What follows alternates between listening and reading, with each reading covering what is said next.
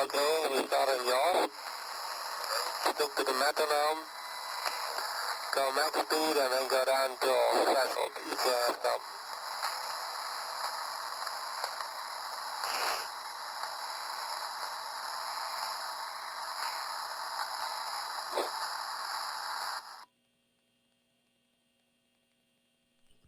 Okay, now the lockdown in yaw. And now let's try roll.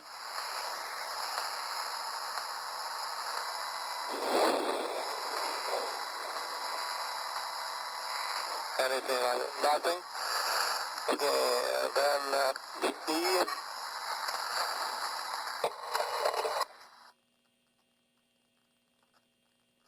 Okay. Be careful that the two parts of the crystal do not crow together. So keep the zone as high as possible, but observe carefully the diameter of the growing crystal. It should never decrease. Concentrate or stare at an imaginary target during this eyes-closed motion. Okay, please imagine a target and stare at it during the eyes closed.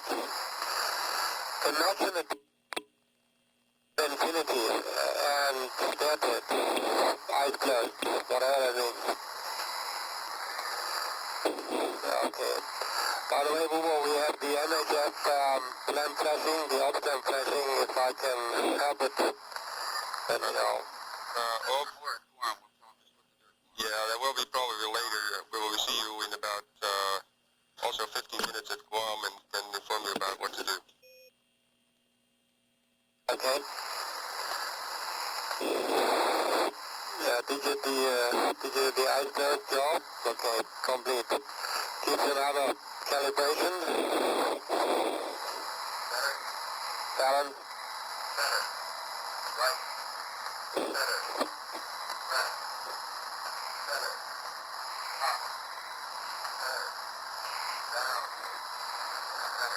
Okay. Good calibration, off, perfect. Okay. Okay, Space Lab for Martial Ops off. We're about 2 minutes from LOS and we got good data from the oscillopsia. Remind that we don't do the subject change. Bob stays the subject and we'll get then started on the linear threshold at 1745. You have you have a 21 set up at 1705 and we'll get back to you at about 1715 through Guam. Over. Okay, thank you. 1705, 21, is that? No, 21 is a little earlier. Off is at 1705. Over. But it is XLM 21 at 1705. Yeah, that's confirmed. Okay.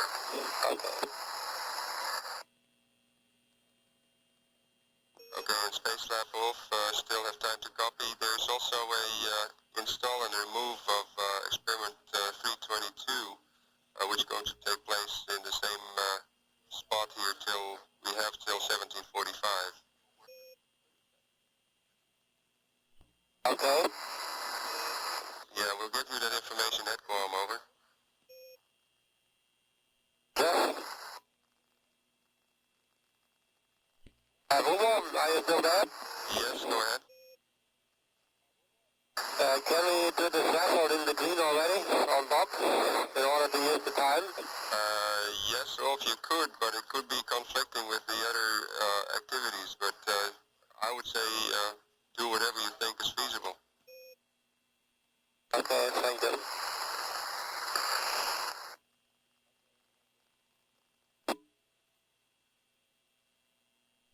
This is Marshall Space Lab operations at 7 days, 16 hours, 59 minutes mission elapsed time. We have lost communications with the Space Lab. It should be reacquiring it as we pass over the ground station at Aurora Valley. That pass is coming up in about 26 minutes and 40 seconds. And it will be reoccurring at Tidris in about 40 minutes. signal, the crew began its 201 experiment, the vestibular experiment. Optokinetic stimulation, however, requires use of the videotape player to provide patterns to the subject as he looks into that left-eye monitor. It was instead substituted for what is known as the subjective vertical, or luminous line experiment, in which the subject tries to line up a target with his body vertical by use of a joystick device. The crew is also performing ortholopsia as we get into LOS. Ortholopsia is that perception that sometimes occurs when a person moves his head back and forth and he's looking at a stationary object. And the stationary object certainly also appears to be moving. When that portion of the ortholopsia, or that portion of the 201 experiment, rather, the ortholopsia portion, Bob Parker was wearing a helmet and looking at a target and a monitor and moving his head left and right and up and down. And finally, he stood and squatted, stood back up again and squatted, and did this several times. This is the Z-axis portion of his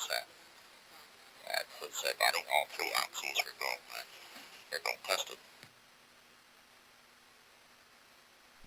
All the while he was performing all these movements, he was staring at that target in the monitor.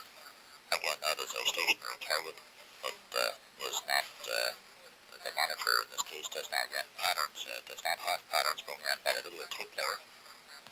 Therefore, ortholopsia can be rendered out to BTP. But in this ortholopsia experiment, the subject, Bob Parker, was looking at the target, moving his head, and perform those squatting and standing movements. All the while being told that if he does perceive ortholopsia, he was to reduce the amplitude. That is to say, the length of travel in his head until he reached the threshold where that perception is no longer seen. Once he reached that threshold, he was to maintain under pass out. As we said, he did that all three axes of body movement. Marshall drove over to Peters before it was too long.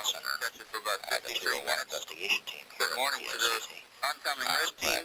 And we've got a quickie for you right at the beginning of this from CPAC for whoever is available, either Bob or Ulf. We're going to enable CPAC and let them run you through in real time a quickie. We think they may be able to get some additional data that they need just coming out of the hot test. And if whoever's available, give us a shout when we're CPAC running. Whereby the same ortholopsia body movements are performed. Chuck, I believe you just, we came up in the middle of your conversation. Did you ever hear from Space Shuttle before?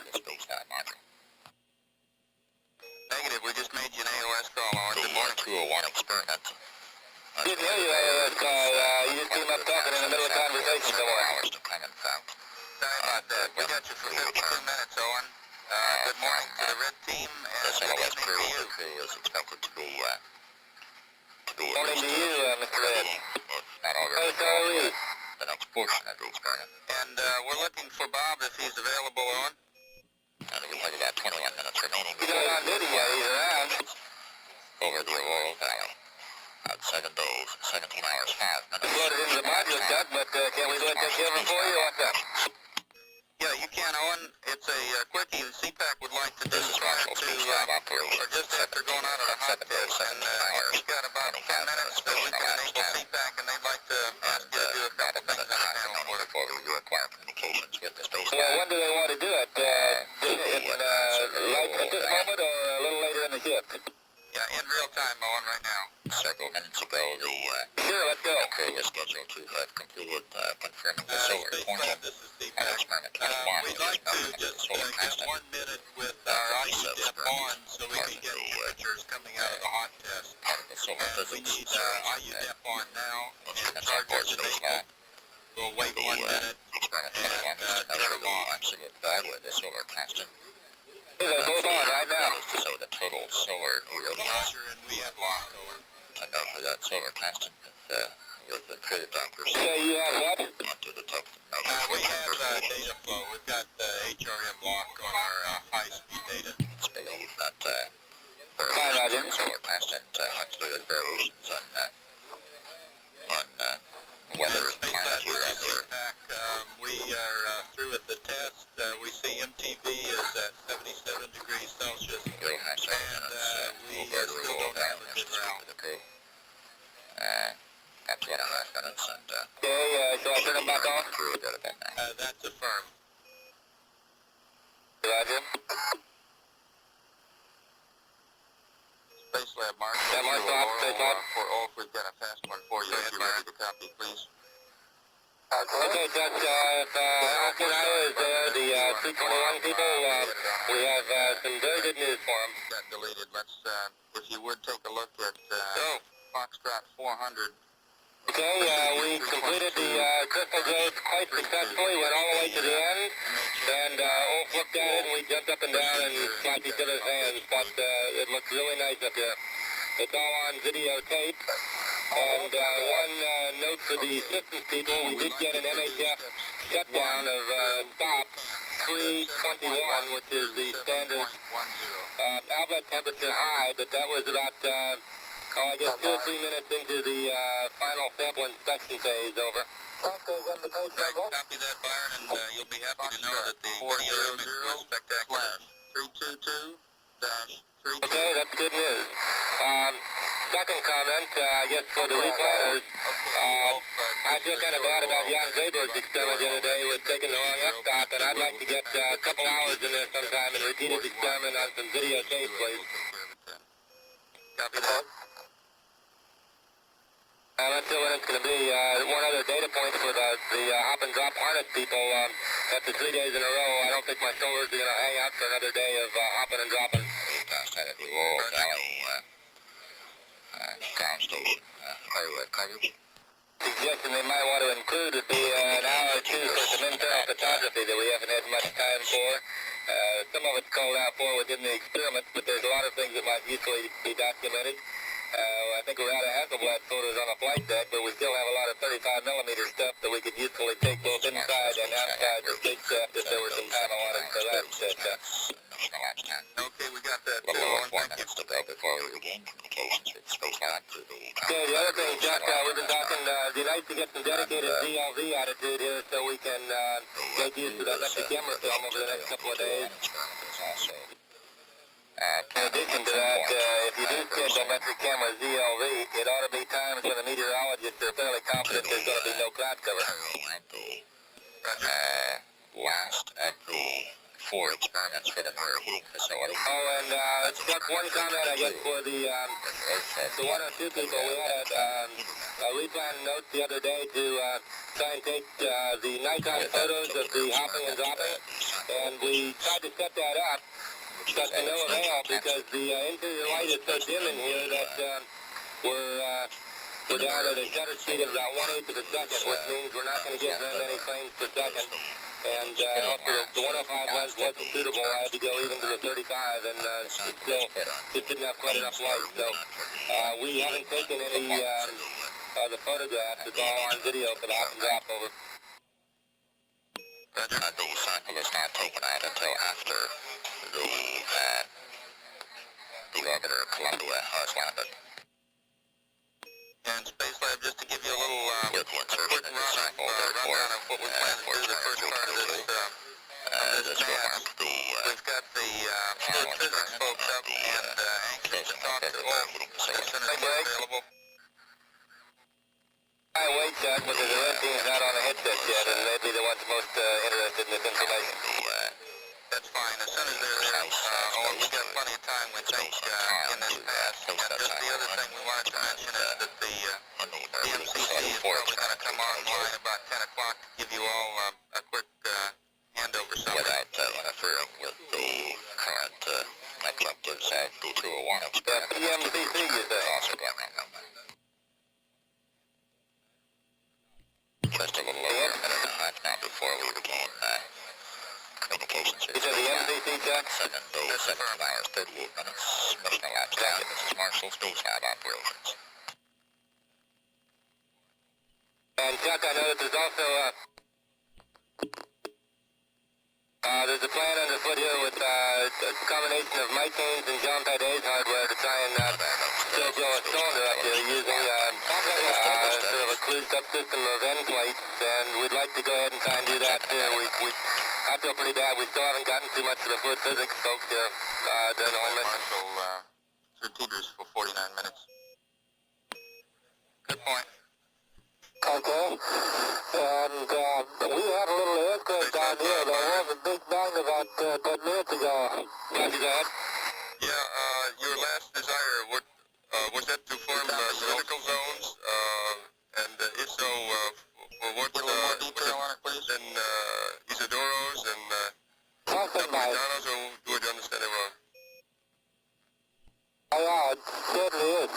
Yeah, I think the plan was talking to Mike Haynes earlier today to use the plastic Perspex syringe from his capillarity experiment, along with John Paday's rear disc, and those two seem to have pretty good attachments, and set those up on the fluid physics module in the reservoir, and just try and form a cylinder. And once we get a cylinder, then I guess we'd probably do something like Isidoro's experiment, since we can't do much heating, which would rule out most of Luigi's. I understand. So it's basically the Davina's exploration using the Haynes and also, can you tell me, did you do the linear threshold on both? Yeah, it's sort of a closed up deal, although, and I've talked a little bit to him about how we might try and go about doing it. Mike Haynes briefed me a little bit earlier today. But as you know, we've had a devil of a time trying to get any type of fluid column, that we planned on for diameter, and have not yet been able to grow a cylinder. Really nice pictures. Yes, I know. Thanks for your suggestion, Byron. okay, we just lost a little part of the helmet. Right after the guys had a very successful run with Mike Haynes' capillary experiment today, doing it manually, just doing the module, taking the 16mm film of it with our module movie camera. Parker is the subject for this experiment. It's like you're collecting a great amount of signs a up there. special helmet with the Yeah, this is really kind of fun. We had silicon oil all over the module, and there were lights and cameras and all kinds of different clamps set up, and I believe it worked. Well, we assume that the ground configures the video system. Houston and the Boca from the Space Lab, the towers are now repaired. Sure, that's what we do, and we got it. And Marshall, the Space Lab for the 025 TI, another performance as Jim Capola. Balance. Right.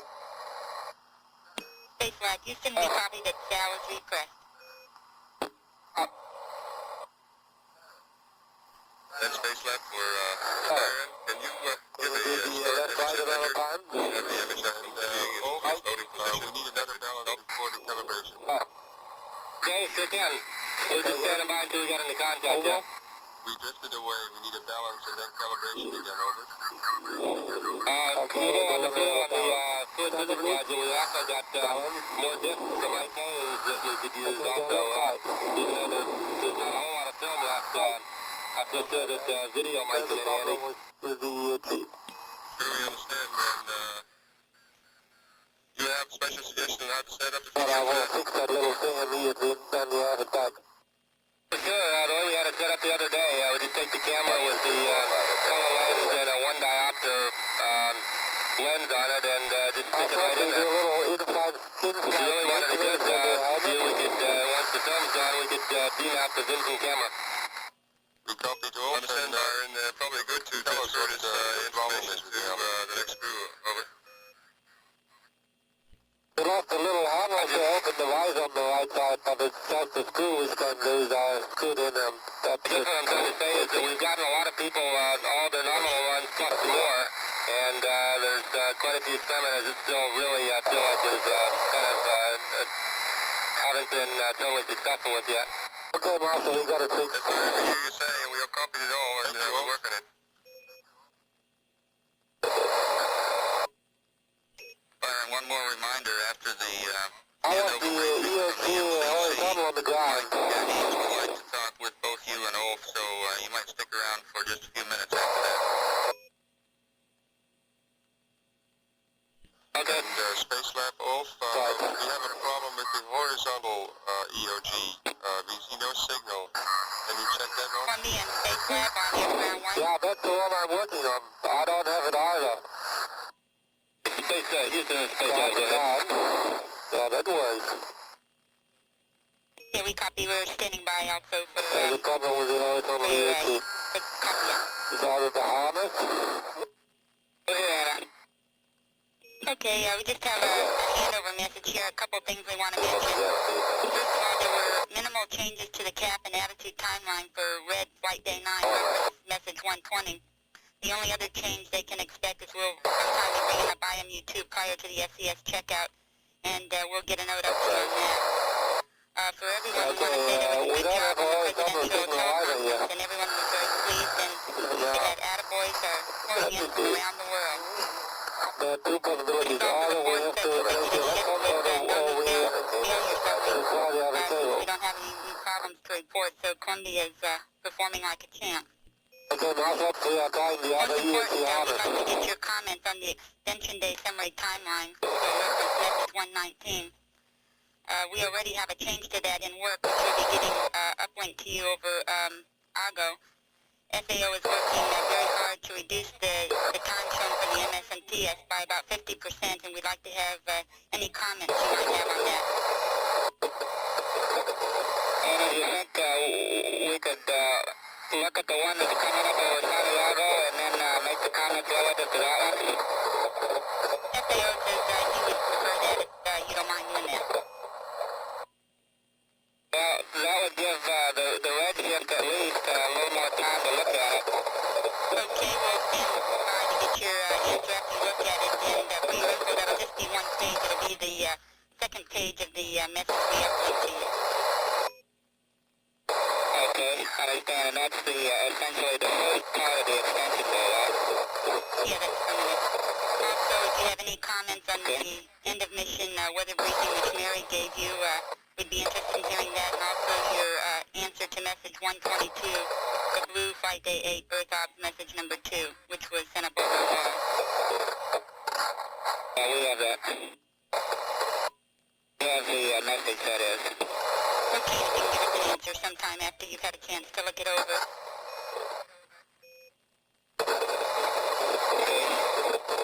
And the consumable status I gave you yesterday, Brewster, there's been no change to that. And finally, two items. The people in Calgary have seen you 3 nights in a row, and they'd like to say hello. And for John, the crew of the John W. Young Destroyer send their regards from Pier 2 on 32nd Street in San Diego Harbor, where you can see it as you're going over. And that's all we have.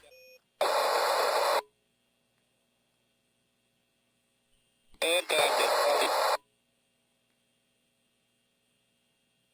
Thank you a lot, Anna, and we'll get back to you with the comments after we've had a chance to look at the revised proposed summary timeline. Okay, that is the most important thing, and So we'll be we have waiting the for your horizontal report on channel, and that. it's now beautiful. It's the problem with the long ESG harness. We had that already at day 1. Just let me tell you what the field is talking to the redshift on the timeline was that they would like to get some CLZs, particularly over Europe, so they could use the metric camera. And I didn't see anything in the flight plan they would have them to do that. And I think something like that, if the weather's good, would be a good idea. Okay, John, we'll look into that. Electrodes are fitted around the mast. Go ahead, Columbia. We copied zero go vertical over Europe for the metric camera. Was there anything else? And one each to the left, and the left down, to the right, to the left. What they discussed, Anna, was doing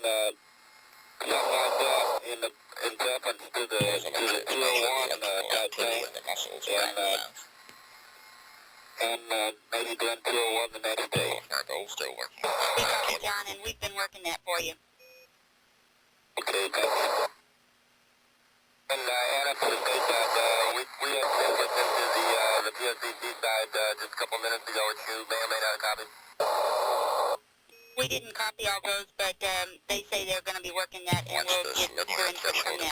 Begins the scheduled back marker. Anna, this is Wolf speaking. Go ahead, Ulf. Will be asked to report Okay, to the second camera, I for think each last BXs that 141 would be particularly interesting because it runs will be asked to Spain, perception of France, motion. Germany, Switzerland, all sorts of European countries, and that would be a really good use of that remainder of the film. Okay, Ulf, we copy that, and we'll look at that for you.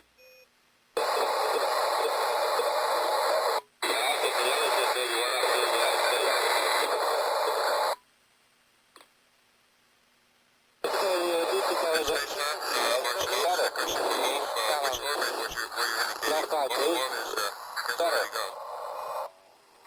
orbit 141. 141. Roger, we got that. Early in the morning to get the east coast of the U.S. will go. That'd be good to look for. Okay, that looks good to me. Looks like you have 144. Roger, we copy 144.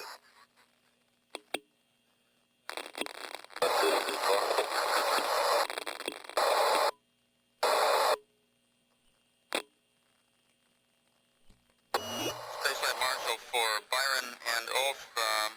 If you're ready, we'd like to bring up Eighteenth to discuss some of the fluid physics concerns with you. And looks like we've got some time here until the end of this pass.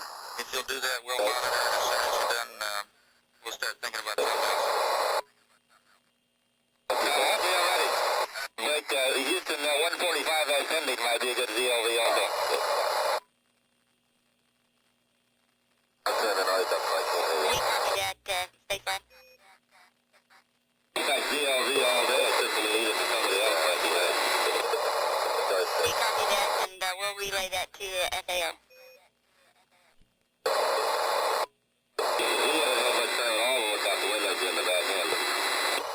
We copy that, and we're doing our best to accommodate that request. There is now grasping the joystick device. It appears to indicate his perception of motion. Space Lab. Good morning to you. Non-perception of Ulf, and good evening, Byron. Morning, Mike. Good evening. Yes, it's a little hard to tell. Okay, well, we copied the earlier remarks of Byron with great interest, but despite what he said, I think we can all agree on the ground here that the fluid physics has had a much better time in the last shift than we did in the earlier part of the mission, for which we thank you both very much. And I think one lesson that we've learned is the value of improvisation. As Bob has moved slowly back and forth, he is first loud and clear, Mike. Wolf Marble, Okay, and he first this perceives improvised motion. approach seems to be paying off, and we are considering proposing, dependent on resources of all kinds, some kind of improvised, combined FPM experiment, kind of rescue operation, which may provide data in place of the data that's been lost through no fault of yours. And we've been having a ground conference on this, and all the FPM PIs are here around me now. But we would very much like to get some crew involvement too, so we'd be happy to get some time to talk with you. And we want to get some input from you and some advice. Yeah. Over. Okay, well, we're here.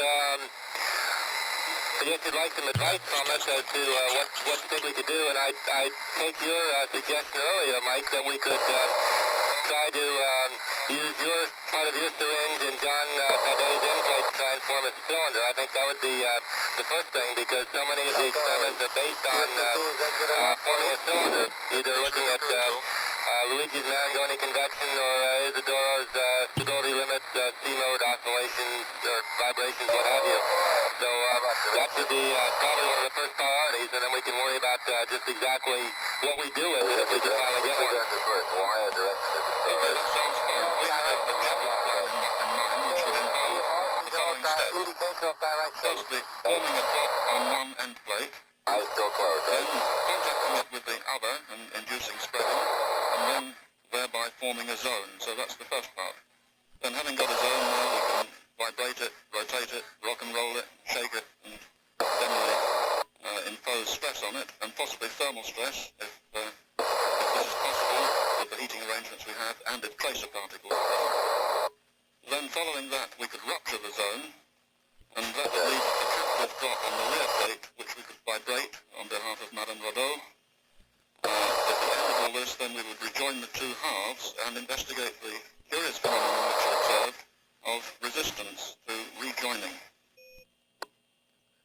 First, can I ask you whether, in your experience, have we missed anything interesting in this list, or have we included anything which you think is impossible or just not practically feasible?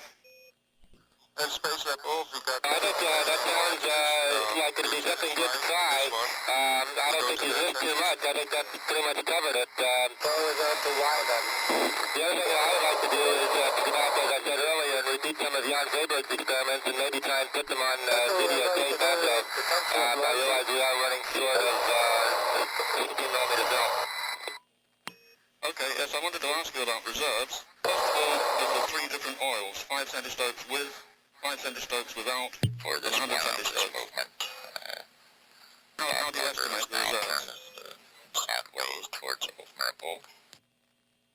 I'm sorry, repeat your question about the three oils, please. Okay, I'm inquiring about the reserves on the reservoirs of the three oils. I suppose you could estimate this from the number of kinwites you've used in mopping up operations, but what, do you reckon that any of the cylinders are nearly empty by now? Moves the joystick left and right.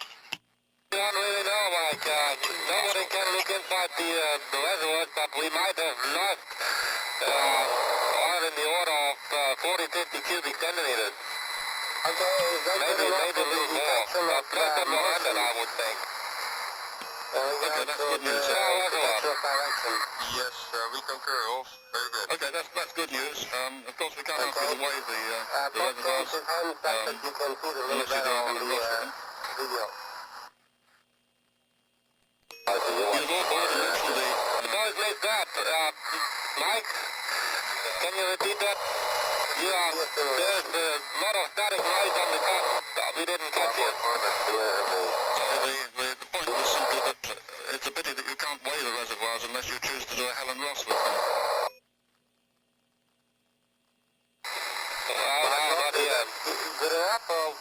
One thing, Mike, that if we wanted to do it, that the 100 centistoke fluid with tracers is by far the easier one to use. It's a little more well-behaved, shall we say, and that might be our first fluid of choice to try and carry out the protocol to see how it works over. Yes, we've noticed that you have got a behavior with 100 centistokes, but the problem with it was, I believe it appeared to contain no traces.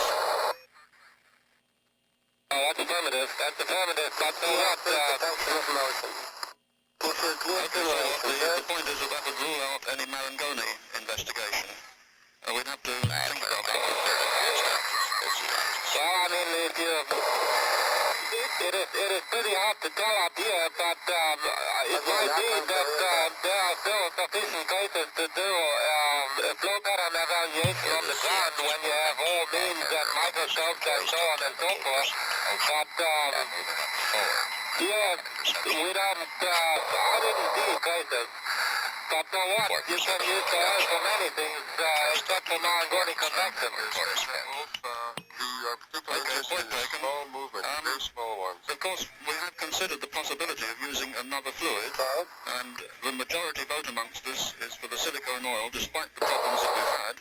But this was not a unanimous vote. Some of us would prefer to use water with a soap solution, using this to create bubbles as traces. What's the crew have a view on this? Is it possible to refill a reservoir in 0G? What do you think? If I move you to your feet, leave the power to me. Well, that is the question as all the other questions related to fluid physics. You never know. You have to try that, Mike. Okay, we've noted that comment. Thank you very much. Can I ask you some more questions about the present state of the FPM? What state are the end plates in? I imagine they must be rather messy by now. I think that's it. Everything is out. It should probably be good enough for the messy. We cleaned up the normal end plate, but you talking about inside the FPM, we tried to keep it as clean as we could, but I think there's a thin coating of oil all over it. That's including the inside of the chamber, presumably. Okay. Ready to copy? Yeah, that's it. Let me just, We shall certainly be interested in finding out whether you have any joy with today's improvised disc, and finding out whether silicone oil... Break. Houston, would you give the flight deck a call, please? Flight deck would like to hear about it. What happened? Hold on one side. Houston, this is Space Shuttle. The flight deck would like to have you give me a call on this, man. Houston on the ground 1. Okay, Houston, we thought it'd be better to do RCS outside of the speed disk, so you have to look at it. What do you think? Is it interfere with anything you're doing? Stand by. Okay, we'll go ahead. Okay, Ulf, this is for setup of experiment 322, the ampoule. Say again, Anna? Yeah, John, we're looking into that. There is the experiment number for the mirror heating facility experiment. Welcome by, this is Mike Haynes again. I can come in for a short minute. We're nearly at the end of these questions, and we're greatly appreciating your answers. First, has the recovery system been used? Yeah, we are back here, Ulf, and Then it would be useful to with about 1, try the 2, 3, system 4, out 5, before the end 6, of the 7 mission. lines over. Mike, can you translate it in it? We are doing the handover here. We'll come back with you. Okay, standing by. And before resume, step 7.7. Hey, Mike Haynes, we are done here. We are back with you. Welcome back, Orphan Byron. Okay, well, we're very nearly at the end of this list of questions, and we're still debating your answers, in fact, in user room 2. Luigi has a question direct for you. He's interested in Marangoni effects, and he would like to know whether it's possible to get them on TV. What's your view on this? Close. 0, close. I think if we use the right lighting in the background, then we can get some good television of that, Mike and Luigi. I agree. I think the television system we got up here is extremely good. It is very, very low light level, and the only problem is probably the resolution of these fine craters. But I'm pretty confident that the light level is good enough to use the television. 0, 1, 4. Okay, that's great news, and I might just comment that it was a great thrill to see the live TV this afternoon. I appreciated that very much. One further point, we would ask you to save some of the anti-spread barrier, so that we can okay, let me read you. S400, 34, before. Let me tell you, the little container we got from some LA is empty, but we have that little cucumber thing left. Close, 077. Okay, that little tube will be just what we want. Thank you. Open, 1, 2, 3, 5, 6, 7, check, 0, 6, 1, 0, 1, 4, and close, 077, 770. Read that correct, except it is page 32. Over. Is there anything we can do to get the data now? Except step 32. But wait a minute, you write the same content into 2 different addresses. Okay, the question was whether there is anything we can do to give you some extra points, some extra data points. Over. Okay, that's a kind thought. I think that if we can find the resources to mount this kind of rescue operation and combine the experiment, then we shall all benefit with some more data. So we'll work on getting something put together and try and find the kind of in which it can be done. At 19 hours and There's at least one thing which I'd like to discuss here. For upcoming missions, we have to provide tools decrease the angle such that you can't contact from top. The problem we are left with is that the plates we have here are all wetted with oil, and whatever we do, tissue, towels, all these materials don't really remove the oil entirely. 222.1, over. Yes, I know that oil is extremely difficult to remove. I Okay, don't know whether you can so manage to scrounge from anybody else on board any what of the other is, some alcohol what material? because that might be an improvement. That is the nasty stuff, is that right? Well, I did that also with alcohol wipes, but even the alcohol wipes do not remove entirely the oil, but what they truly remove is the anti-sputtering barrier. And there's no sense to try another silicon rod before you go, before we go to the captain tower. Well, very happy with this conference. Thank you both very much, and we also thank you very much on behalf of all of us, both of you, and also to home. I may have made some suggestions during this afternoon's run, and had a happy mission. Thank you very much. Bye-bye. Okay, guys, remember that I didn't get to do any of the sound association this afternoon, so we've been putting our input into the replanning process here to try and get some time to you guys, but you ought to go pound on the doors a little bit and make sure you get your fair share of the time. We'll be doing that. Thank you. Okay, very good. Well, I'm about to go have dinner and go off shift, so I really enjoyed doing that experiment today. I was glad I had the free time and we were able to get the mechanism up. I can't wait to see that film because I think it'll give some pretty good results. It seemed to us to be a very forceful example of what Space Shuttle is all about. Collaborative and improvised science. Thank you very much indeed. Okay, I think that was a good calibration. Do you agree on that? See you all tomorrow. Off. Okay, you stay safe. Go ahead. And, Do we have a PCAP replanning thing coming up for the last shift today? You don't see anything yet. sensations or other sensations. Okay, you need your answer. Okay, I will take this one up to Eddie. Don't worry about that. We just heard that we're going to voice this up to you, and we can do that as soon as you're ready, Bob.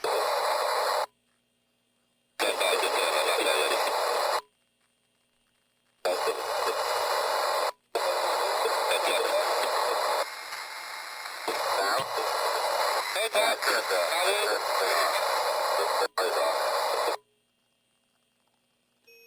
Space Lab Marshall Ops. Yeah.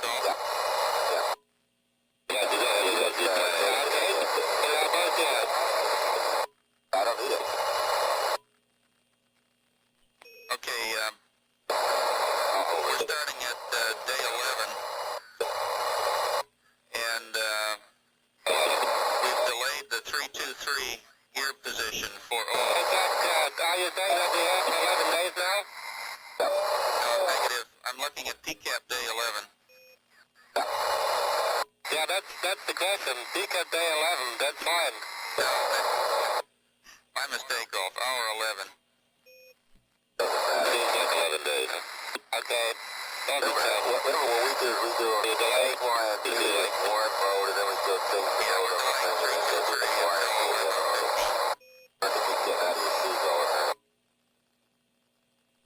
Jake, Chuck, I have a quick question here. Go ahead. Yeah, I was just looking at this, and I see that sometimes I was supposed to change out the 101 videotape, but I have not done. Nobody really called it up to me. Do you guys have a status on that? Maybe you want Ulf to do that later? Okay, let's see if we can work that while we're going to get through this PCAP change. Marshall, I changed the tape yesterday when we had the malfunction, when the video outline was off. And we are now on CAP 4, and standby gives you a quick minutes reading. That should stop that thing. Yeah, we remember that, Ulf. We'll get with the 101 folks and make sure they still want to do that. If not, we'll leave it where it is. Okay, we are on CAP 4 and footage counter reads 272. I copied the footage counter. Say again, please. No sensation. 272. On Cockpit 4, and that means there's plenty of tape left. So, it comes back at 1 second. You guys ready for some more PCAP?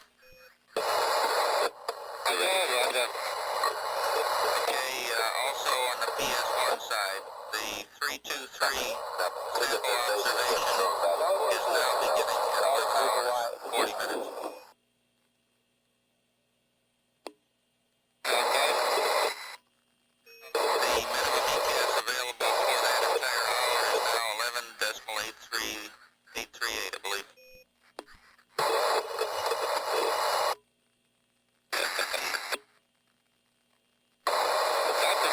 Computer now. Yeah. I think you don't need to do it. All that feedback battery tells you to do it.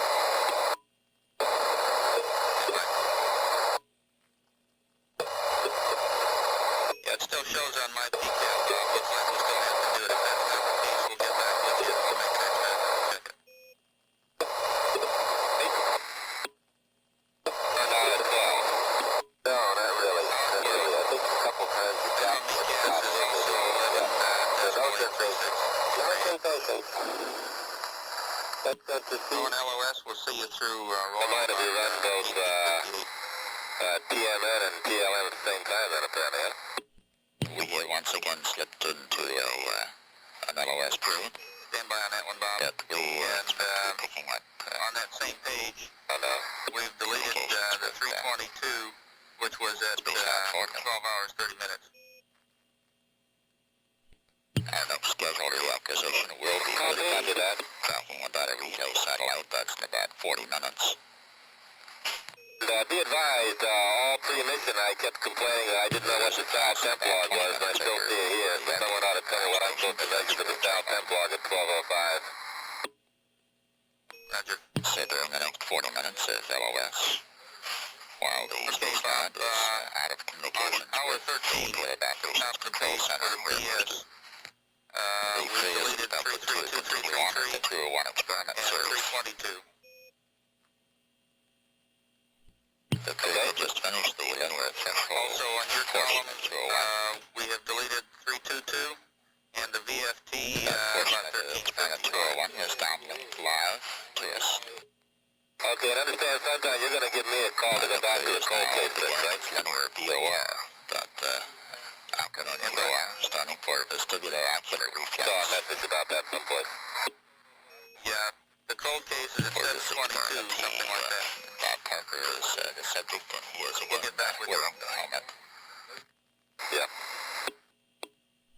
Although the first After 722:30. functional objective, linear VOR, there was no target in the video You monitor. did, okay. Wolf Marble will be moving Bob Parker and all three Okay, go ahead. the linear threshold 14 hours? Okay, now, we didn't do the 322, 332, 333 stop diffusion. Do we do the 333, 332 power off? That was different from linear threshold where it was 30 seconds. Talking about 30 hours, 30 minutes. There is a next procedure after that, in which these movements are repeated. We'll get an answer on that Bob one. Parker will be looking at a fixed target class, and he'll report any apparent motion in the 14 hours, Bob, for the MS. We've deleted both There is VFT a runs. perception of motion at that target class, while the target class is fixed. Then the target class will be unlocked, allowing it to move back and on the joystick. And Bob Parker will try to ego-center the target, that is, he'll try to center the target class in himself by using the joystick to control Okay, the on hour movement of the 15, class. Bob, for the PS, we've deleted When the same the motions are repeated as 21 before, 10 Foxtrot cycles 2 at 3 seconds each, and the 334, which was to begin at 15 plus 05 and complete at 15 that plus target 30. class is unlocked, as we said, only if there is a perception of motion. Also, Wow, the the target VFT class is 4.2.6 was deleted from your site. And the very So we first just finished the hot test earlier, yeah, response objective. If Bob Parker, however, Yeah, does well, not hot test perceive maneuver was we'll finish this when we get back with you. We're about to go LOS. Then the target is turned off. Okay, 5 hours is far enough ahead. We'll talk to you later. Okay. Bob, do you have anything else for us to do? There's not much on the decaf left. Yeah, we're working on that. What we'd like you to do is maybe get ready for some real time of the mirror heating run that's coming up. We'd like a shot from inside the furnace and also one overall. Will indicate standstill by moving the joystick. The crew is also advised to set up experiment 322, the final experiment in the mirror heating facility. Once that sample goes into the mirror heating facility, it will not come out until after the orbiter has landed, because of the toxicity of the sample. It is meant as a safety procedure for the crew. With about 35 minutes remaining in this LOS period, and meanwhile the Gated Operations Control Center continues to analyze the remaining goals of this mission in terms of organization, order of experiments, the change about the experiments, handled largely by the replanners,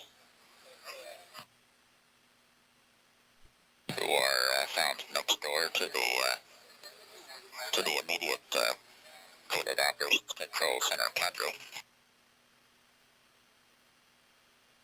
The replanners are next door to the Gated Operations Director, the Crew Interface Coordinator, Jack Lewis, who voices up instructions and procedures to the crew.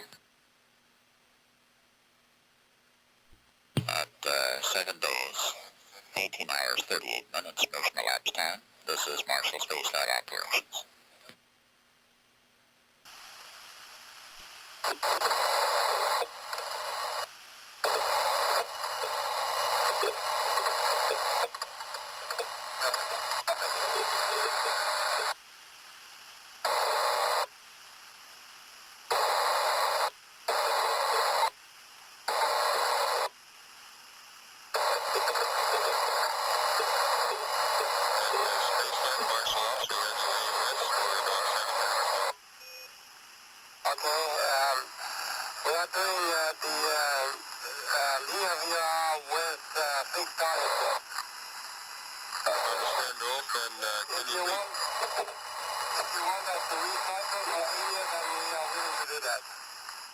Negative now.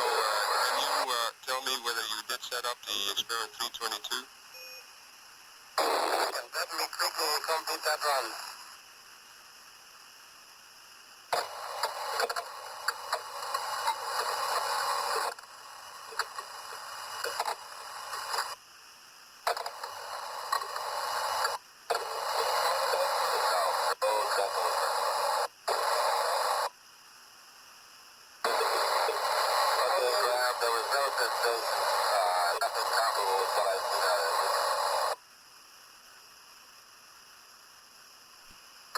Come back to 322, do you copy? Yeah, I copy. I completed the following thing. I picked up the sample, installed it in the MHF, and what I did was sample 322.2. I think that is what you meant with Bravo. And there's one problem here in the procedure. There's one step, replace the training ring over sample adapter. I found it in the ring, but I'm not sure whether it's the right thing. I tried to put it over it, but that doesn't seem to fit. Okay, okay, copied. Does it mean that you did not perform the rest of the steps and are in standby? You still have the video up? Negative, Wolf. And Wolf, can we ask you to stop the linear VOR and concentrate now on the MHF? We'll need some communication now with each other to see whether we can set the MHF up before we have to start with FO2B, over. Okay, roger that.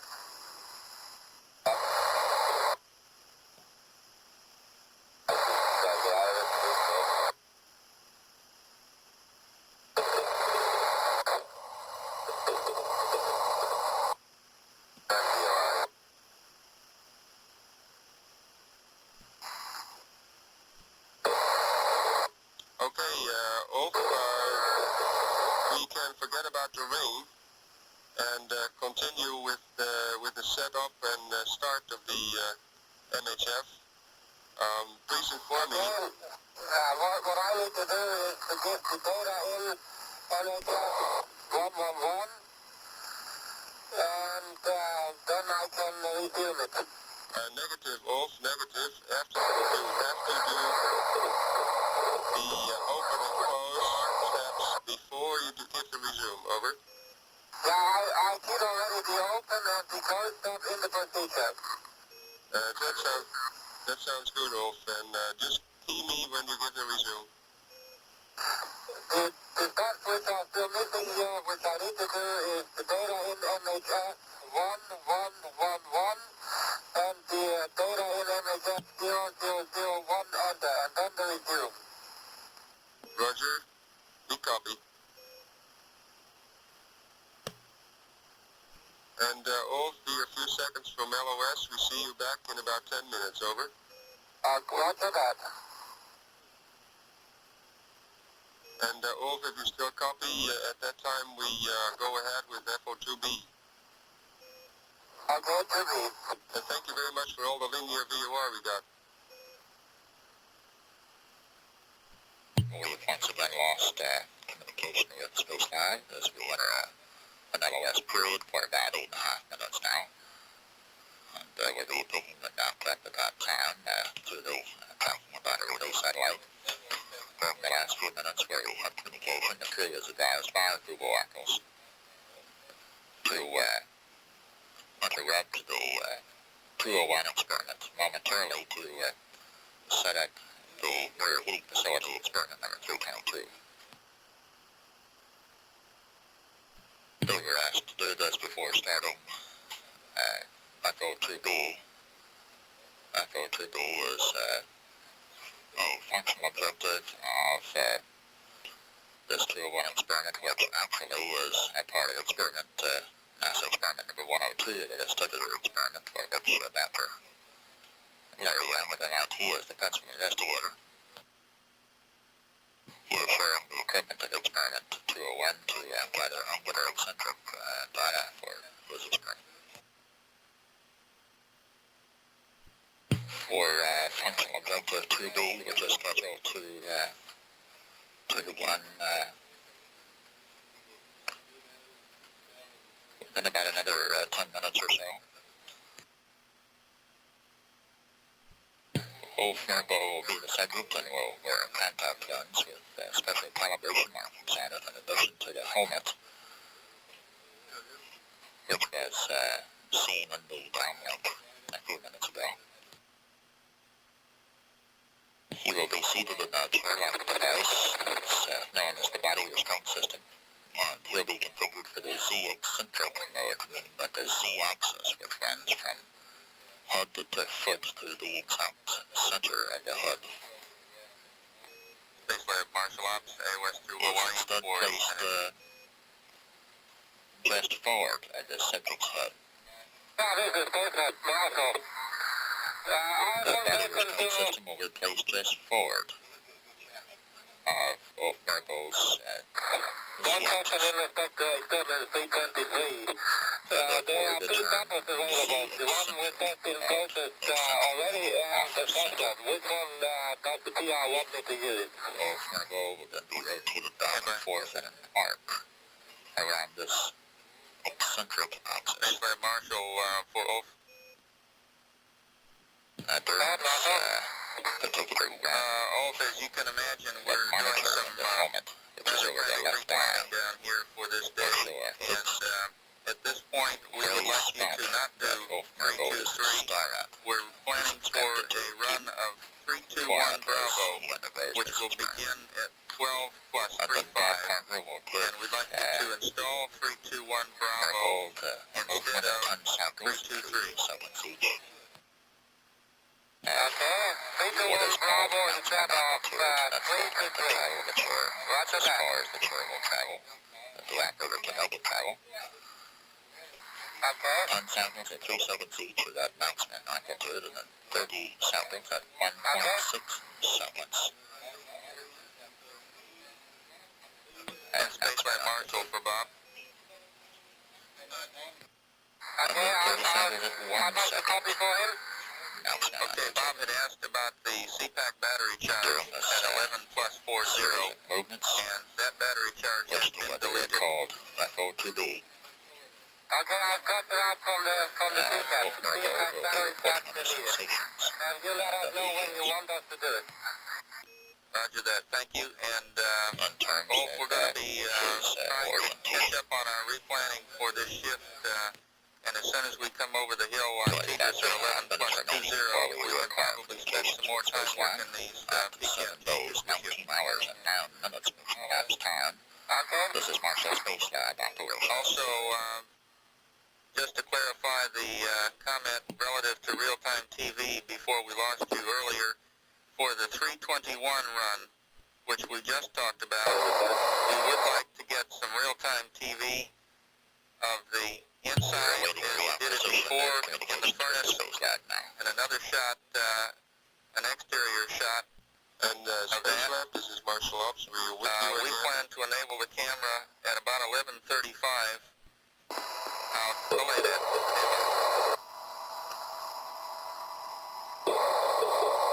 Space Lab Marshall, we're going LOS through Hawaii. We'll see you again at 11:20. And as far as the TV is concerned, stand by on that. We'll clarify it when we come back.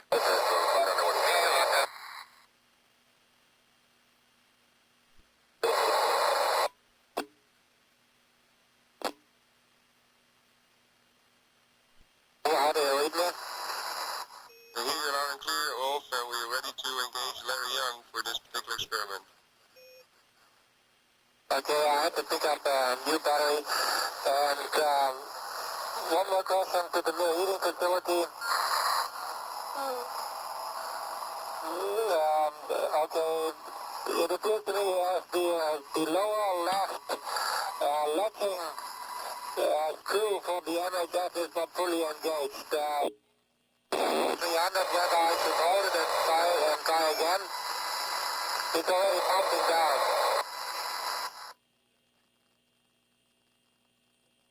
Okay, Ulf, just open the latch fully and then close it again. Just return first to... Okay.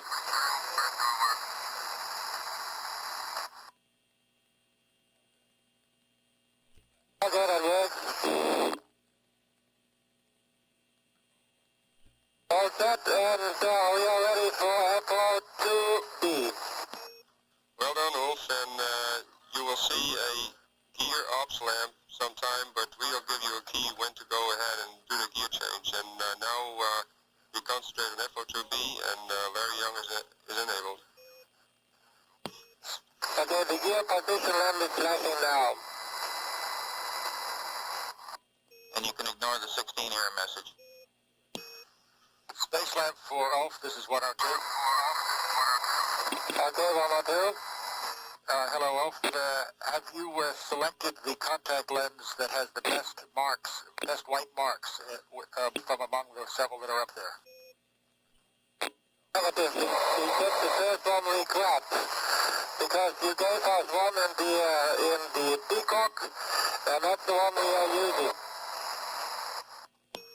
Understand that, but that kit in the Peacock contained several lenses. Were you able to select one on which the white marks were most clearly visible? That's Dr. Larry Young and MIT. No, we just assumed that you gave us this kind of lenses. Understand. Can you see the white marks on the contact lens? Okay, Bob, you're ready The to copy. contact lenses are already inserted in top eye, and I checked it. I don't see a thing. Okay, we have wiped the slate clean clean on this hour, except for a run of 330 Jan Greyboard. This is a run that is being rerun at this point.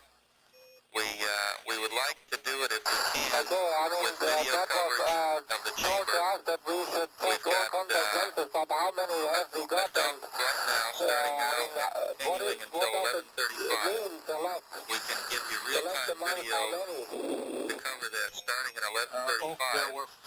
If you guys can get one camera set up for the chamber and one overall, we can get this Greyboard run off, and I've got some changes to the procedure for you when you're ready. I would prefer that the ones with clear white Do all that in 10 minutes? No, we've got to the end of the hour. Oh, What did you say you want the lenses without white marks on them, Larry? You wanted that always ready to go in 10 minutes, huh? Bring the visor down and you take a look to the You can do it if you can. We'll send out our vote. Any of those things in the STS, that'll take us, you know. you can tell Robert that I hear his comments in the background, and we'll discuss it at Dryden. Go ahead. Fine, we'll look at the email. Proceed. If, Bob, if TVC-1 is looking at an overall shot, we'll leave it where it is. And all you got to worry about then is the camera looking in the chamber. So that's the one we're setting up right now for the silicon crystal. Okay, then TVC-2, where's that? TVC2 right now is, stand by, let me figure out which cable it's doing here. TVC2 right now is it's going to be a general shot, it's a little skewed at the moment, it's going to be a general shot for either one of these things. No, not yet. Okay, that's fine, and we'll be looking for the data then. Science on TVC-1. But that's what we're setting up for the silicon crystal right now.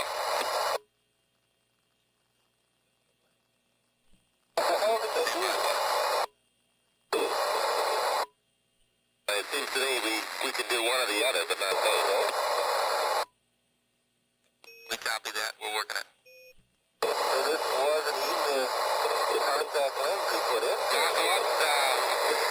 your record, we hit the resume for the MHF. Crystal number 321 Bravo. Space Lab for Oath. Copy that, thank you. So, Markings were yeah, let me put my lens Space Lab on. Marshall for all. markings are marked. That? Oath, we'd like you to delay the inspection phase of 321 Bravo until 13 hours, 10 minutes. Roger.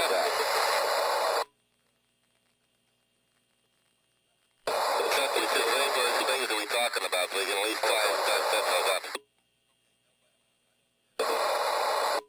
Space Lab 2, we are still not receiving.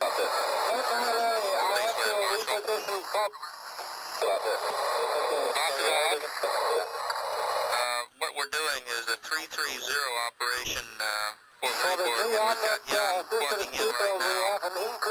We've got a little change in procedure here that he's going to talk to you about. While he's doing that, we're going to make sure we're together on the TV. Switch off pump 2. Again, stand by.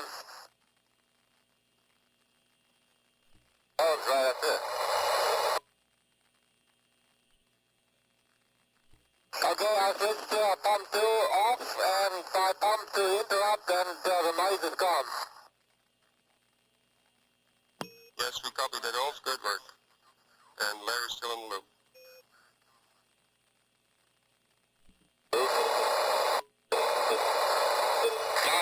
Just on the takeoff, 321. What sort of film is used for that one? I think it is 50 ASA. Is that correct?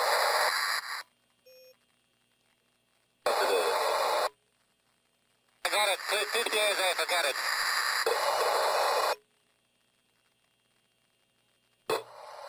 The Space Lab, Marshall Officer Wolf, you did not copy. Can you say again? Forget it, Google. That one we copied. Oh. The question, what sort of film is it used? And we figured out that it's 50 ASA.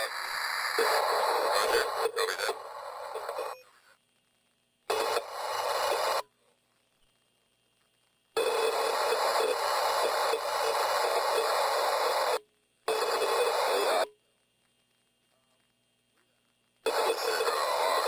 Yeah, okay, Jan Kramer, what do you want to use? The sphere again? You were distorted. Can you speak less loud? Okay, Jan Kramer, want you on the sphere or what element? Stand by. We get Jan Kramer on the loop. 1 second, over. Space Lab. Okay.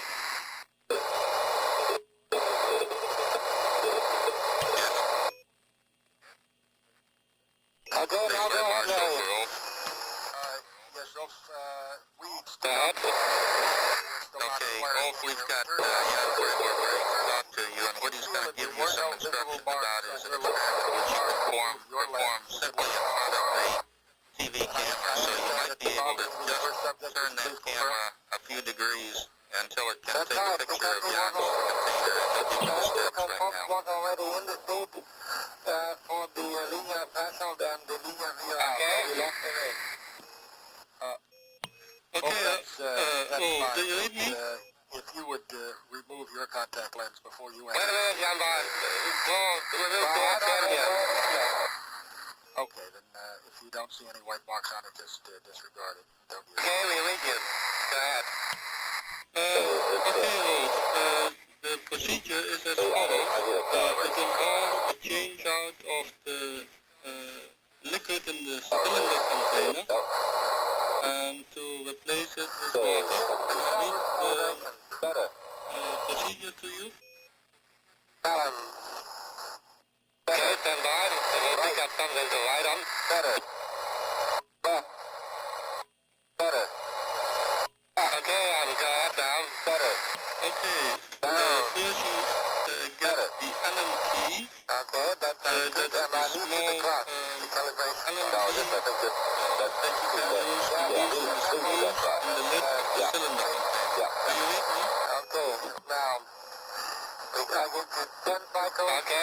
an Allen key 6 to open the cylinder container. Right, and it should be in container L9E FDM2. Say again the number. I did not realize that. Ulf, carry on. The email will be received and got it, and we'll look at it in post-flight analysis. Okay. Okay, let's take a look. Now we have the core too. But I understand you want to leave the calibration cards on all the Okay, time. we got that. Then you should empty Want to the leave cylinder on container, all the time. but you should The not calibration clean cards it. on all the time. That's affirmative. We're running behind the timeline now, through no fault of yours. So You want to use the single cylinder container, Jan? Yes, you should empty it, but not clean it. And then you should fill the cylinder half with water instead of the silicon oil. What do they do? Send a contact And what do you want us to do with the silicon oil? Put it in the bag and throw it away. Were we supposed to have all our engines? No toilet or something like that. Okay, and then you close the cylinder again using the Allen key. Okay, close the cylinder with the Allen key, okay? And then shake well. Then you should shake it, and the remnants of the oil will form a dispersion of small drops that act as a tracer. Do you read that? Okay, we read that you want to leave some small drops of oil left in the container. Yes, that's why I said empty the cylinder but do not clean. Then by itself some oil will remain in the cylinder. And then In the cylinder container, there are at least 50 cubic centimeters of oil. no, I don't think it. that much.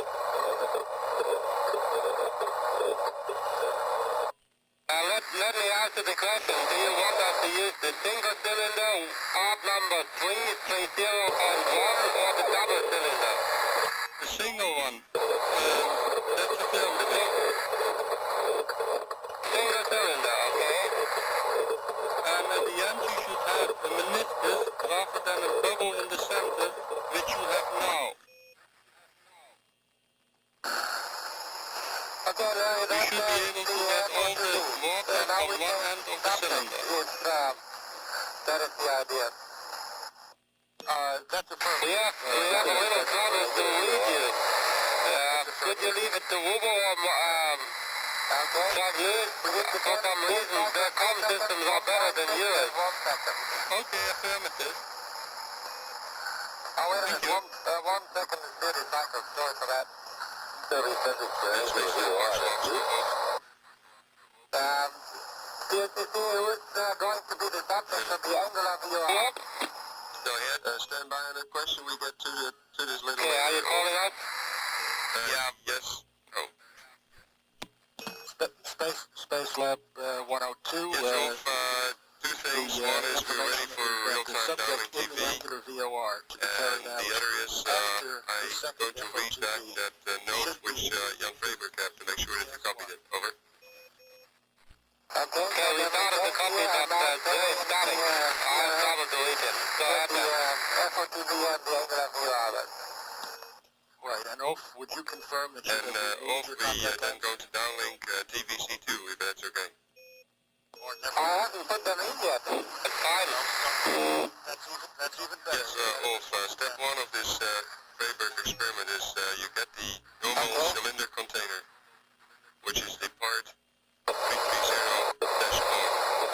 Say that, yeah. You get the Allen key to loosen the screws in the lid. Okay. Then you empty the cylinder, but do not clean. Then you fill the cylinder half with water. Then you close the cylinder using the Allen key. Then you shake well, and the remnants of oil will form a dispersion of small drops that act as tracers. Okay, I have got the two contact And then lenses which I verify found that in the the meniscus peacock, is formed, and I compared them to each other, the eye is reading them. none of the two has a Continue. visible white mark on it. Okay, we copy everything. That was much easier. So one has a visible mark. Okay, we'll do that for you. Okay, well, for now we'll stand by to support any communication if necessary. None of the two lenses has a visible mark. Thank you. I understand. Omit the lenses and carry on. About 27 minutes remaining in this acquisition signal period, and Wolf Marbold and Bob Parker continuing with the FO2 portion. Marcellus, do you have a video signal? Beautiful picture of you can see you holding the cylinder right in front of us. Okay, let me ask you one question now. Let me ask Jan Taylor a question. On the bottom plate of the cylinder here, there are three metal pieces. Each of the three has two holes with screws inside, and probably the Allen nut here, here. But we don't have an Allen key which fits into them because the smallest one we got, and it doesn't fit into the key. Is there any other way to open the cylinder without really ruining it? Stand by, Ulf, we will fix it. Ulf, do you read me? Yeah? Okay, Ulf, there should be a small Allen key that fits these screws in the container. In the storage container. In your storage container. Affirmative. Okay, we'll take a look for it. What is this, 300 ups? 300 up to that. Okay, the Allen key is really small, you can't even see it. See this key? Very, very small.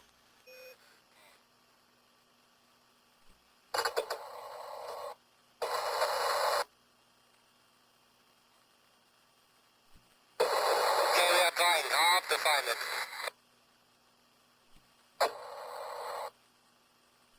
Where's the environmental light? On the other side.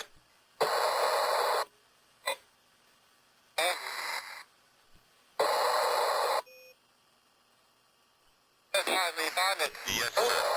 That's okay. There you go.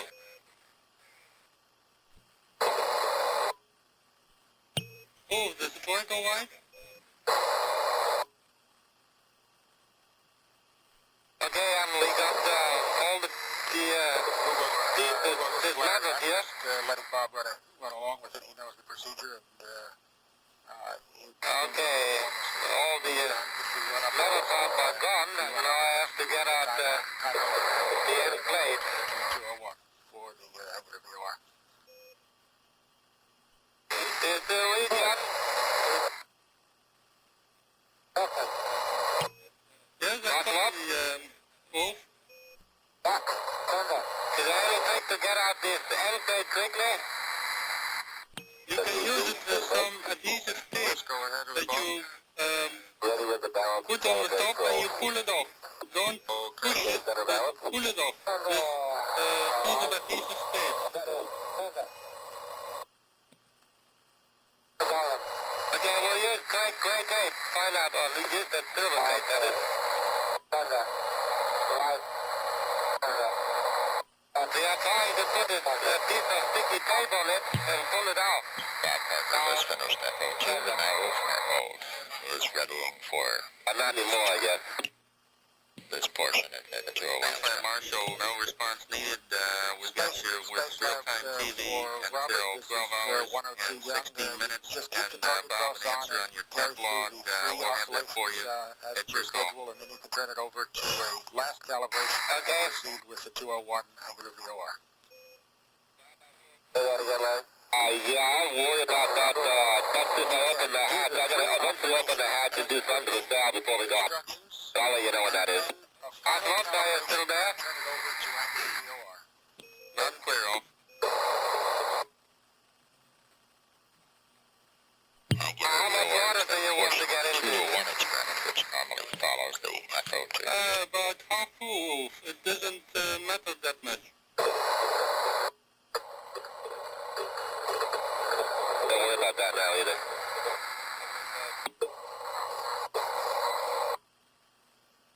Jan, do you see that? That's like the linear VOR portion of Is that about enough or more? Add a little bit more. system. A little bit more, okay.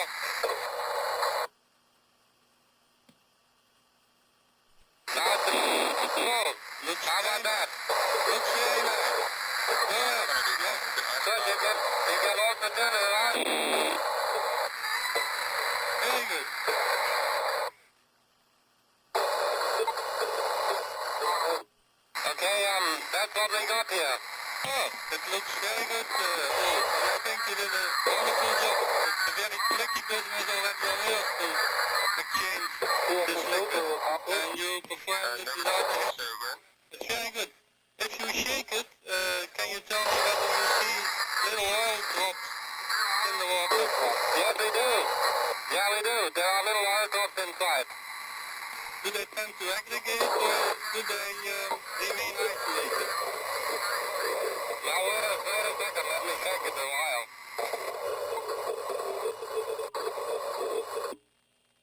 Can you change over to at least the other TV camera? That is TV2, I think. Okay, yes, then you can get a good look. Stay job on it. Why would you give Columbia a call, please?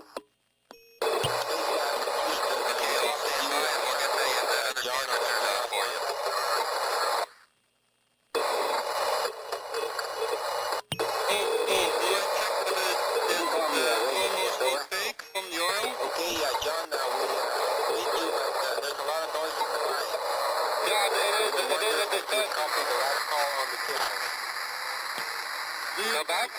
Jimmy, you kept dropping out, but what you're saying is if you don't want to change it, we got 117, 183 in there now, so we don't need to do anything, right? Do you see it, Jan? Please, can you tell whether the oil can function as a place the material, the flows inside.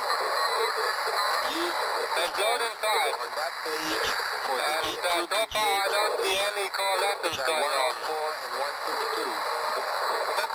At least for a while it will be good. Over. Very good. Houston, I can't read anything. Can you see it? Yes, I see it very well. And I think it has an almost 90-degree contact angle. Can you verify that? The contact angle here is, on the wall side, almost close to 90 degrees. Yes, how even is the surface? Are there capillary waves on the surface or have they damped out already? Okay, John, you're much Yeah, better yeah. now. How Smooth, Okay, clean surface, or are there some what we capillary want you waves to do on on the tipples is on page 4-4 of the orbital. It looks smooth. Yeah, go ahead, Marshall. We want you to use the 104 and 162 a good shot. and then after the Let me quickly put it on the monitor, yes. when you do page 4-5, we want you to use 117 and 183 instead of the ones listed on That's that page. excellent. Okay, Do fine. you think that the free surface has an equal curvature I everywhere? think it's the rocks in the helmet. Wait a minute, John. Is that all the messages, Houston? That's affirmative, John. Okay, fine. The surface here is almost like a mirror. It is a clean interface. It is symmetrical around the axis of the cylinder. Yes, And we got now also...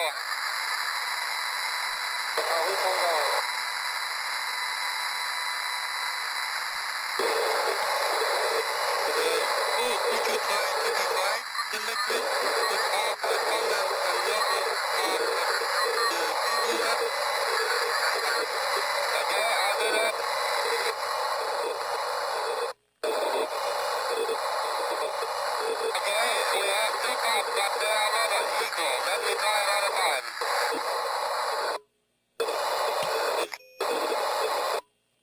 Space Lab Houston on air to ground 1.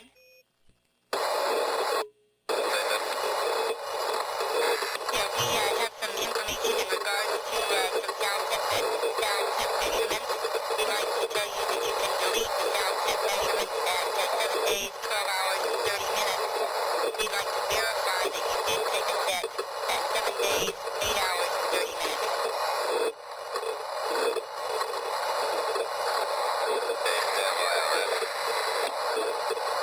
Okay, Bob, we'll stand by.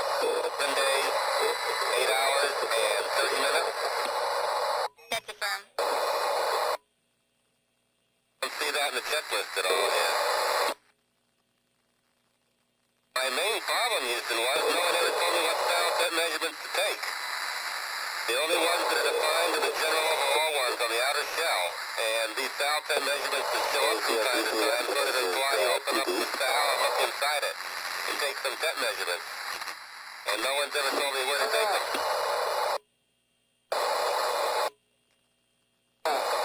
Yeah, we copy that, Bob. There was some confusion down here on all that also. First, say you're to delete those sound measurements at 12 hours and 30 minutes and only take the measurements on pages 8-7 and 8-8 of the Space Lab Ops check.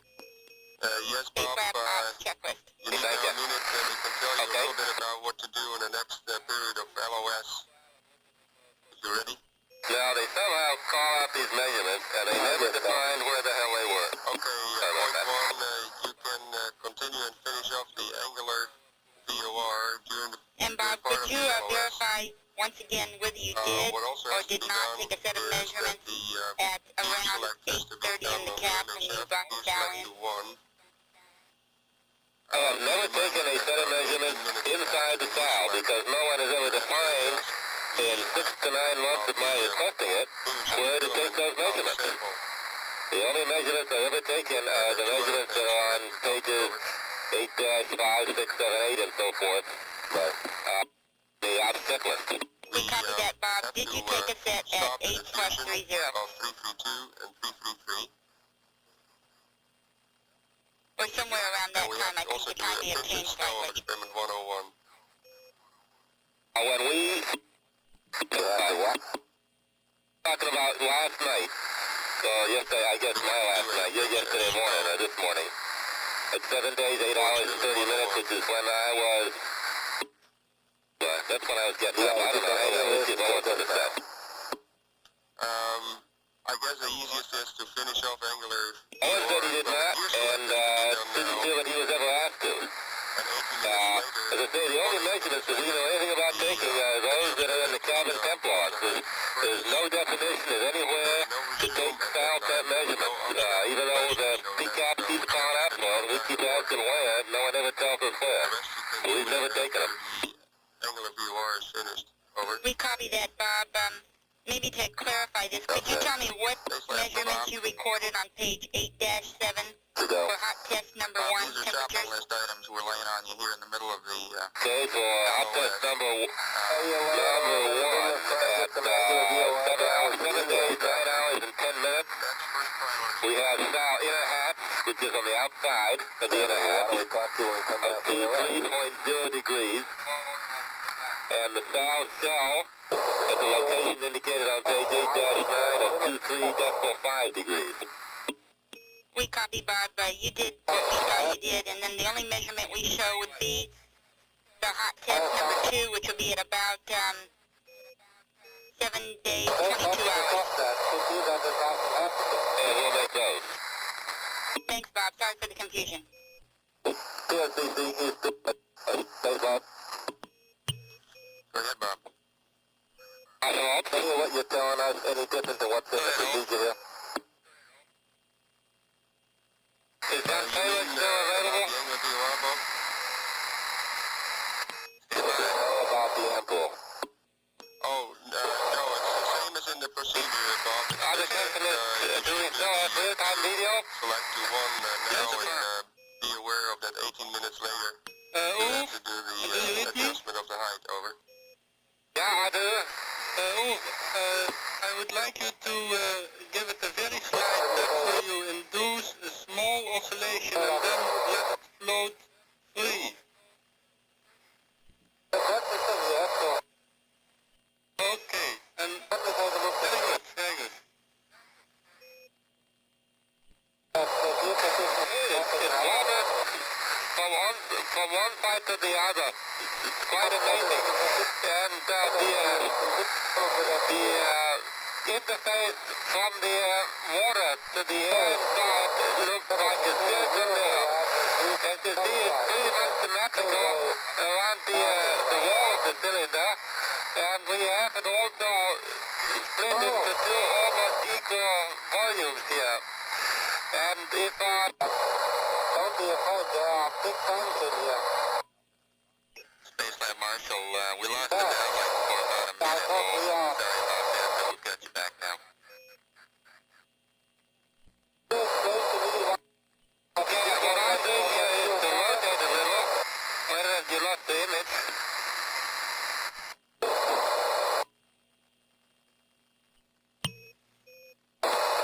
That's very good. What that does is it makes the curvature of the spheres a little increases the curvature of the spherical interfaces, and it looks now more like a bowl, the interface. It has a curvature, a positive curvature at the axis, and then another one at the wall of the cylinder, such that the contact angle remains basically unchanged. Well, that's a very good observation.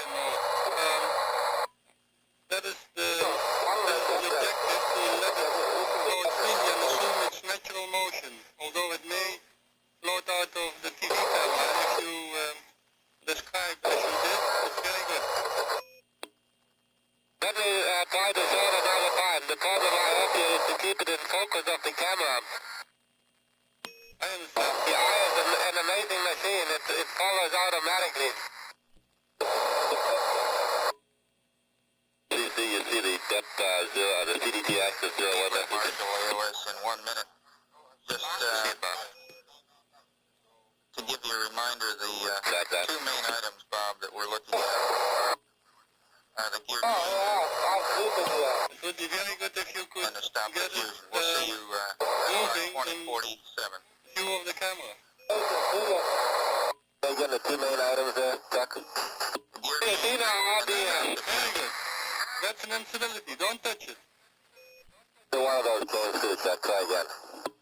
gear change. Now it's separates again. The F now again, two almost equal volumes. So both sides of the cylinder, and it spins around the axis of the largest inertia. Once again, space lab in line. That's the old experiment John Garrett did already 10 years ago. Yes, I know. We once again lost the communications So with the you space could line at the 7-day 20-hour Marshall, 1 minute till LOS. We'll see you again through Hawaii at 42, and it sure hasn't been a good show.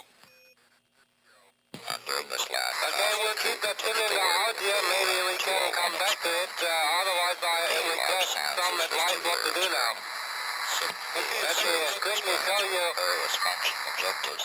Let me quickly show you a high RPM number. Crew is working with specifically at the Marshall, AV2. with the functional objectives concerning Okay.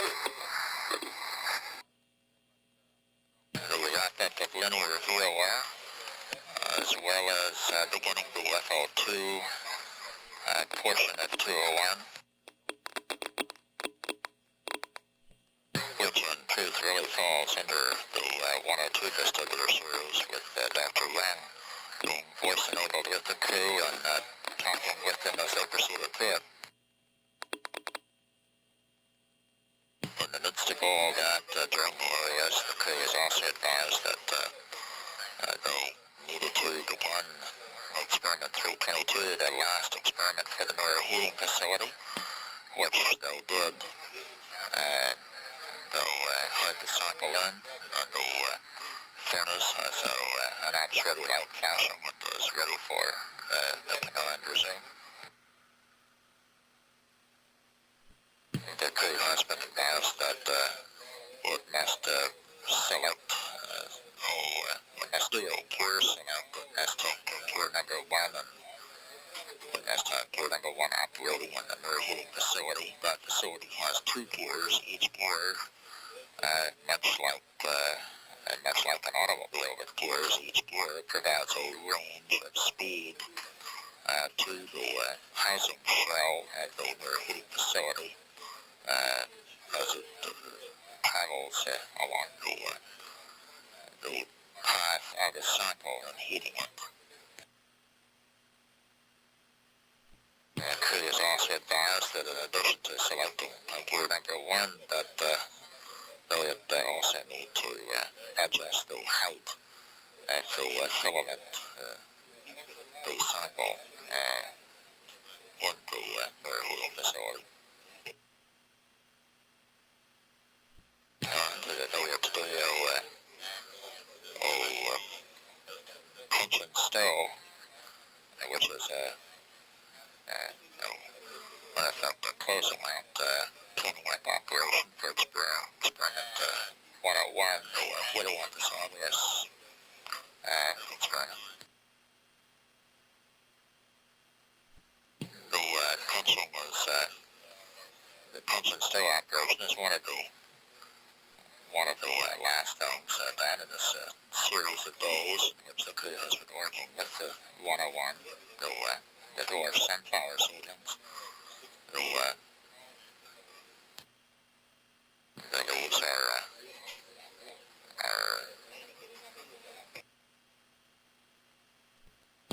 are punched and the plants are stowed. The crew is advised to continue the angular VOR during this LOS. Angular VOR is that functional objective which has normally followed the FO2 portion of the 201 experiment. Underwater VOR, the subject changes the linear accelerometer, which has been held in place on the bite stick in his mouth for the linear threshold experiment. But he takes off the linear accelerometer and he attaches an angular accelerometer. On this part of the 201 series of experiments, this angular VOR, the subject keeps his eyes open, and the loud movement is registered by the loud movement of an infrared device, the EMR, in the helmet. And he's instructed to keep quiet during each run of the experiment and then gives a verbal report after the run. There are 4 runs in all.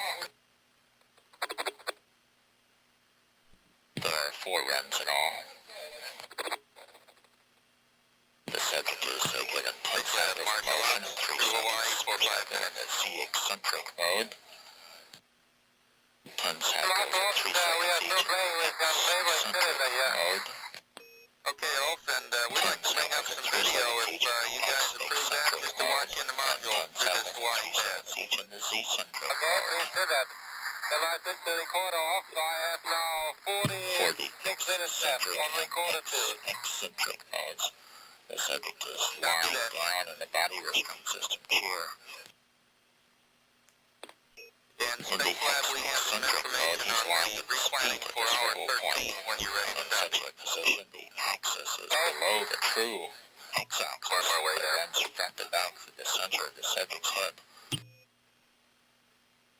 thereby being off-center or eccentric of Okay, the for true hour 13, x-axis. beginning at 1300 hours, In we'd the like you to do eccentric experiment mode, the subject lies with 28. his head at the swivel Subject point is so that the payload swivel specialist. units are around the You true can do axis. that until 13 plus 27.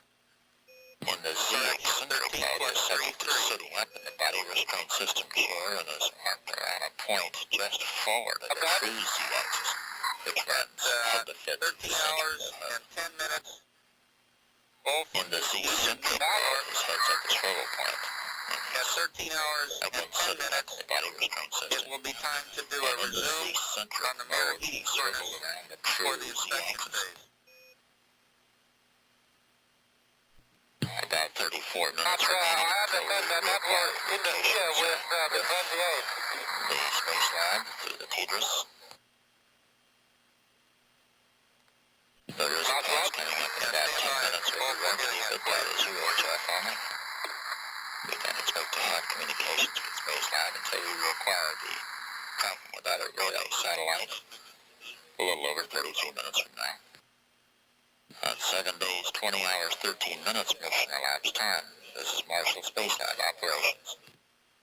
Space Lab Marshall, Ulf, all you need to do Still about is 25 minutes the remaining in resume this LOS MHF period enter before we and will begin verify communications that with it Space starts. Lab. You can do the inspection later. And that would be good to take a moment Okay, just I to mean, the outside inspection, I can do that now. It's the the underneath the regional lab. came on. We're leaving the blue shift No, some hours negative, ago. don't do it yet. Okay? I'm standing by. Early on Now that will be 3 and 10. the red shift, 13 10. attention That's is focused And on then the the heat remainder of that hour for you, Ulf, beginning at 13 hours, 35 minutes. And for the specifically the PCAP 221 on board, experiment, as deployed experiment at some 101 both of silicon. with the Peacock. Okay? Very good. Was For about a minute and a half from LOS. We'll see you again through Teeters at 13 hours. ultimately And we'll be looking for some video a little bit later on. We'll give you some more which was instructions on that successful later. during a previous blue Okay, shift. how much time can I This use second for this cycle flavor container? reached a certain I point used about 10 in minutes the now. heating process, and then You've got 20 more minutes left on the recorder, Ulf. Okay, I've got 46 minutes from the recorder, and I think I'm done with 10 more minutes. set down for that portion of the That's experiment. fine, thank you very It's much. cool to a point where the cycle could be Except I'm sure they're aware of it, but sometimes the 201 folks are going to tell us we're going to use the 201 today. Another cycle would be Confirm, Bob, on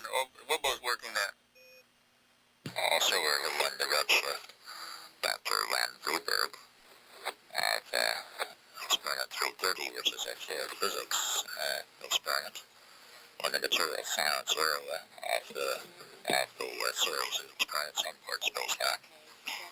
Dr. Gruberg was forced unable to speak with the crew on to then a special kind of field physics experiment. It was done entirely outside the field physics module. And like Dr. Gruberg's experiment number 230, which was run inside the Navy, as are the other field physics experiments. In this particular case, Dr. Gruberg had Wolf-Merkel to take a small cylinder into a small glass cylinder, transparent cylinder.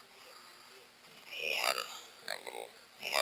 Wolf-Merkel to put a little oil in it to coat the sides of the cylinder, and then he had one put about half a cylinder's worth of water onto it.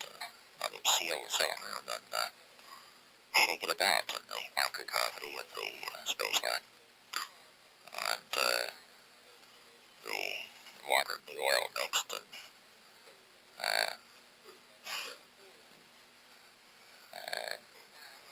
did a variety of things for microgravity that were surprising to some at one point. In fact, at the very end of this special experiment that was done right in the working area of the module rather than inside the field physics module. This cylinder finally displayed the water forming at that either end of the cylinder with a gap in the center. During this time, that Wolf-Merkel was working with this cylinder, there was live downlink coming into the coded accuracies control center. Dr. Gruberg was able to see exactly what was happening at the cylinder, and he was tracking with Wolf-Merkel step by step.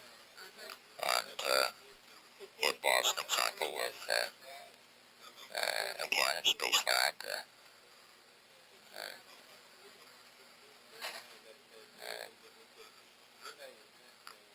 prevailing situation in which two scientists can work together on an experiment, although they're geographically separated down an enormous distance.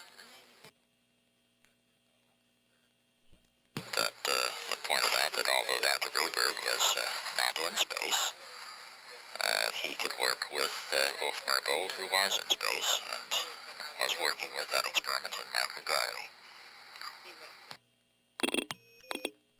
The crew also performed experiment 28, which was the three-dimensional ballistic cartography experiment. We were able to perform it with both subjects, both Wolf-Merkel and Robert Parker, doing that experiment.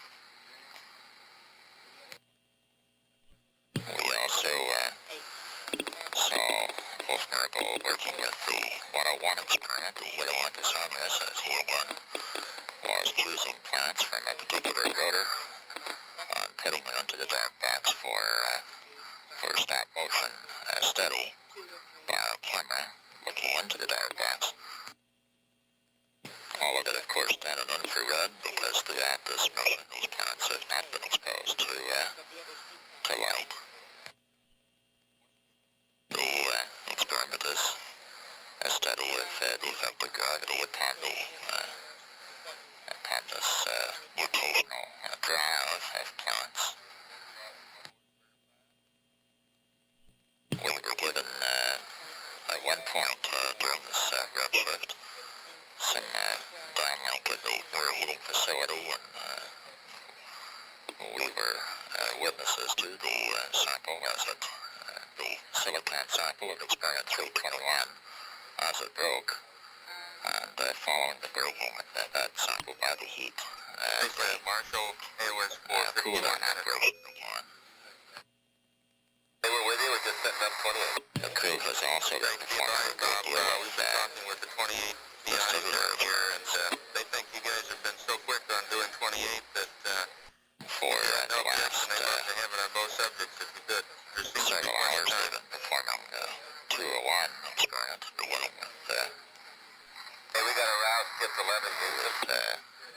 subjective vertical, which was to replace We've got a couple of routes skipped 20 just after we went over the hill, and we had a one route skipped 20, and we did a opposite, and we got a second one. the pattern held off with the tube player, which We'll was take not care of that here, Bob. since the early part of the mission. So the crew performed Also, Bob, we're set up for real-time TV here. We'd like to get an overall shot of you on your cue. they'll try to center up Okay, I think, was that 2? I think 2 is still set up where it was. vertical. I think it's still on Vertical here. of themselves using the joystick. Also performed oscillopsia. Space Lab Marshall, we're working on the route chip 21 messages down here, and stationary logic, but relative to the real-time TV, that was a miscue on our part. We're flowing high-rate data at this point, but you can put it on AD2 if you'd like. lower threshold and lower vestibular-ocular reflex. Looks like we're down to crossing those down here, Bob. To go back into the overheating facility after it had cooled down and to insert the last cycle. That's for experiment 322. The growth of And we're processing the timeline map messages also, Bob. That experiment was the last of the experiments to go into the overheating facility. The cycle which is placed inside the image for experiment 322 is toxic. They said, Marshall, for oath, now is a good time for the resume Part of image. these procedures in working with the image for this mission is that the last cycle to go in, this toxic cycle, would remain in the neuroheating facility even after the experiment is over and the cycle had been cooled down. It would remain inside the facility until after the orbital Columbia has landed. The crew is also working with FO2. In effect, the functional objective 2 of experiment 102, that other series of vestibular experiments, that long series of vestibular experiments, which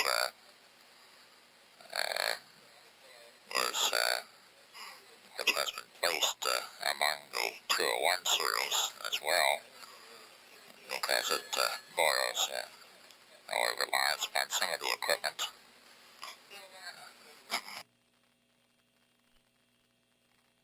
The FO2 relies upon some of the equipment of the 201 experiment when carrying out some of its objectives. And just when we were going LOS, the crew was advised to select gear number 1 for the mirror heating facility. There are 2 gears for the mirror heating facility, and each gear provides a range of speeds for the movement of the facility, that housing shell that moves across the cycle and gives it a directional heating. And the crew was also advised to shut down ESA experiment 332 and 333, which is the crystal growth from solution under microgravity conditions. That experiment performing 2 different experiments on crystal growth from solutions on the low temperature thermostat. Crew asked to bring that one down since it has reached a point of conclusion. And And lastly, the crew was asked to perform a pension stow operation for the crew on the surface. We've finished our highway jump. It's Pro TV if you guys think it's a good idea. This pension stow operation God, with that, we had on with 38, so the two of us. is related to We did on me and on both. seeds that are counted on the second day of the mission. These seeds grow to a certain degree and sprout leaves. These leaves are to be pinched off and then put on what is known as vacutainers. These are It's a nice layout. These are containers which are really intended for the storage of blood samples, but it has been also valuable in storing these leaves. These leaves will be put in vacutainers. These leaves, Yeah, on with that, I'd like to get to have him do a one-on-one. counted in the second day. We concur. And the leaves stored in these vacutainers will be stored with the blood samples Okay, we have to pick up the peacock here. that are also kept in other vacutainers. They'll all be stored in the freezer on board. These leaves from the 101 experiment will later be studied on Earth when the mission has concluded. They'll be studied for Space Lab for the Ulf. purpose of If you get a second, Ulf, we'd love to have you tilt the camera around so it looks more in the direction of the life sciences rack. those are the highlights of what has occurred thus far in the redshift. Space Lab Marshall, we're getting real good only a video few down hours here. remaining Be before the big shift switching comes over in. to the payload bay cameras in a few minutes. And the leaves redshift for about 12 hours.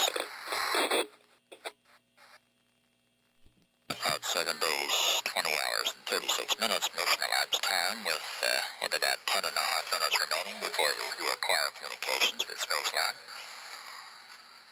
This is Marshall Space Lab operations. With our next spacecraft television, will come down live on orbit 128. It'll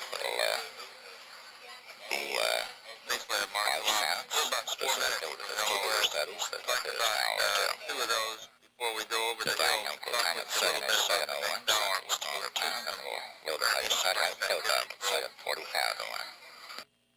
Once again, download live Digital Columbia. 7:01 Central Standard Time. That's it's about 22 minutes from now. Alpha up. Go ahead, Ulf.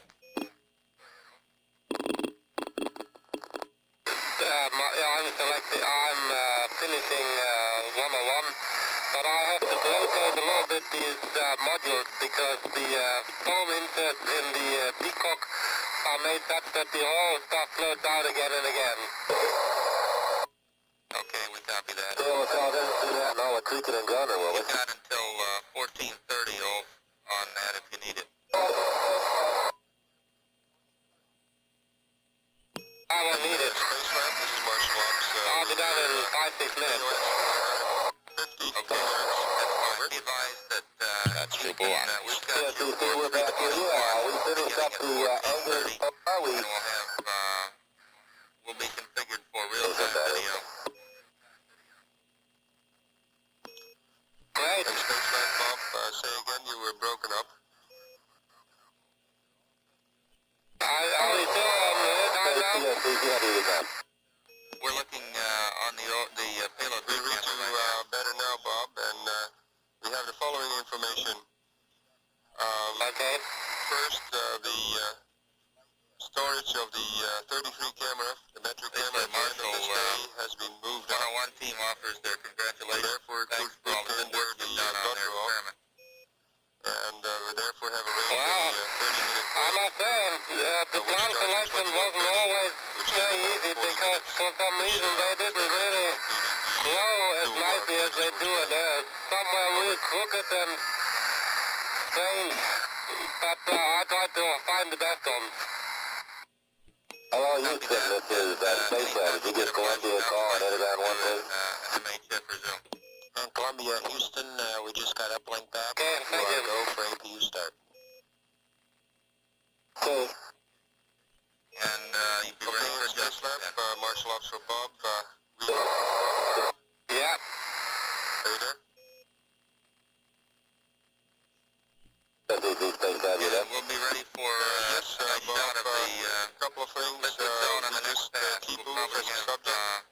coverage starting at And, 14 plus 35. The next thing is there's 33 camera storage for tonight. We moved that up. We moved in that area the blood draw, and therefore we created about a 30-minute break, which starts at 21:30, which is about after all the 201 stuff has been completed. I think the blood draw, I told you, the blood draw guys are already up, and I think that they're ready to draw blood on schedule. Hungry already. Just on the 33 storage. Did you copy the comments on the angular VOR? We copied that you completed the angular VOR, is that correct? Did you copy that we did the Z-axis one incorrectly the first time, the second time we did them correctly and in the same order as normally done? Okay, yes, Bob, we copied that one. We also took care of 22, and we also stopped the diffusion on 332, 333. And if Chuck had another important thing he wanted to talk about as he went over the hill, we didn't copy it. We kept copying one, but not the other. Okay, the other one thing to we do was the gear change of the MHF, and then For the gear, okay, gear change, all right, that was done. That was done, and was it also adjusted? It was. Excellent job. We're ready to proceed with coordinates at this time. Sure, Bob. Yes. That was excellent.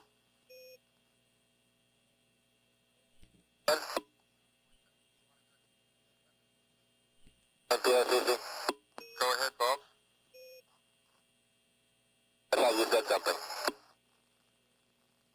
Yes, I said that it was excellent. Over. And we're ready to proceed with coordinates. Roger.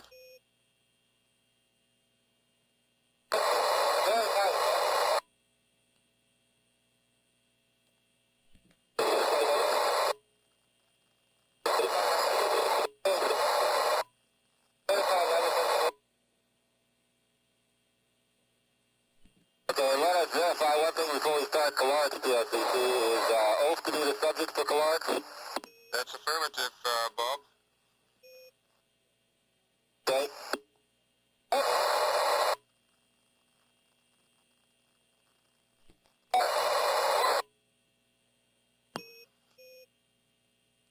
Okay, Houston, we're ready for APU shutdown, over.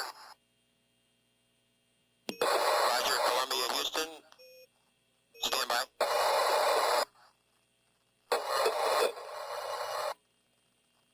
Columbia, Houston, you're a go for APU shutdown. Okay, we're going to shut the APU down. Roger that. Okay, in Space Lab, we get good data on Amir, over. I understand good, amen, and we'll get the APU down.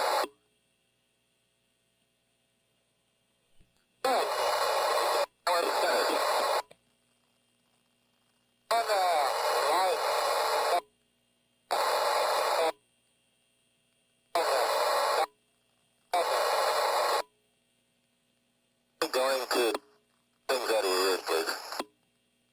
Crew is now working on the caloric portion of the 201 experiment.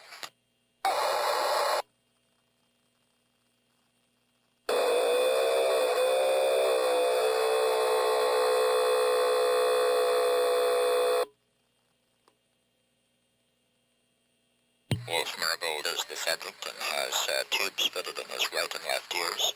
One blowing warmer, one blowing cooler. And Space Lab, Bob, we need a repeat of the calibration, over.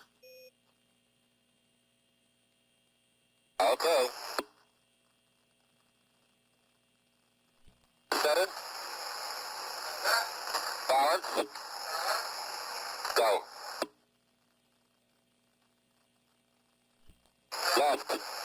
center, up, center, down, center. Happy now? Yes, you see? And Space Lab Bob, the up-down part was not good yet. Over. Let me look at the edges. Zoom it up, down. Oh, let me check the... How does up, down look now, ground? See? Yes, Space Lab, we have now the up and down EOG, over. Okay, you have it now. Okay, one more calibrate. Center. Balance. Right, center, left, center, up, center, down, center. And Space Lab, this was a good calibration, over. By the way, we checked that 21 Alpha 2 hours or so ago, and the actual output data seemed to be corresponding to a 610 mode, which seemed to be what we were supposed to see. Very good, thank you. Starting the first acceleration, okay? And Space Lab, Bob, to tell Ulf to think about the nice snow in the Swiss Alps, if you could.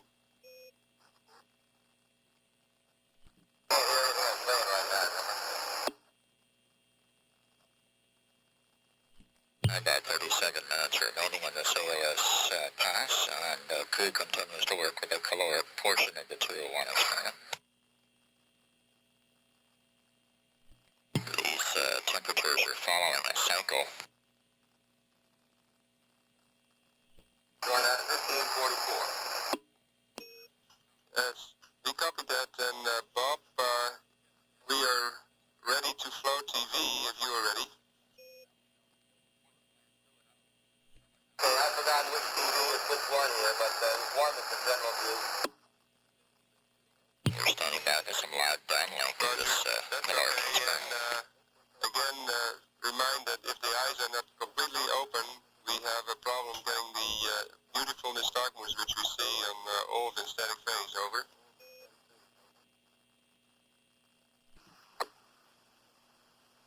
I'm clear, Kyle. These temperatures, by the way, flowing into Rebel's ears begin at body temperature, and then they start lowering the left ear temperature to 20 degrees Celsius, while or rather 30 degrees Celsius, while the air in the right ear is raised to 44 degrees. Once those temperatures are stabilized, the fireball is then moved and cycles in the x-axis, 10 cycles at 3 seconds a cycle, and then he reports any sensations in motion following that. There are several more adjustments in temperature that follow. With each adjustment followed by the same number of cycles in time per cycle, off movement. Once the left ear has received 30 degree air and the right ear 44, and those movements have taken place. Where'd you know that?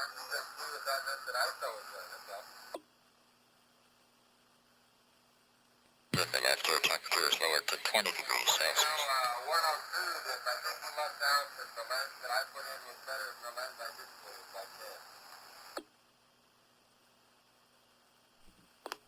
When the left ear goes down to 20 degrees Celsius, the right ear remains at 44 degrees.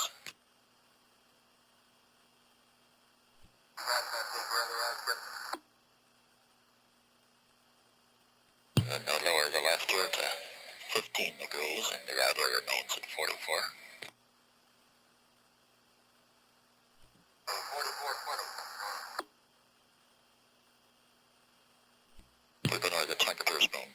now that that happened. Who is operating the experiment? Once those temperatures have been reached and the process is reversed, the left ear temperature is raised to 44 degrees and the right is lowered to 20. This reversal is given a maximum of 3 minutes before the x-axis movements are begun.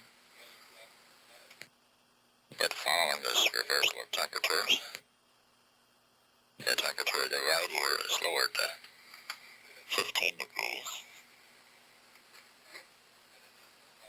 while the left ear remains at 44. And in each case, the subject reports any sensations of motion.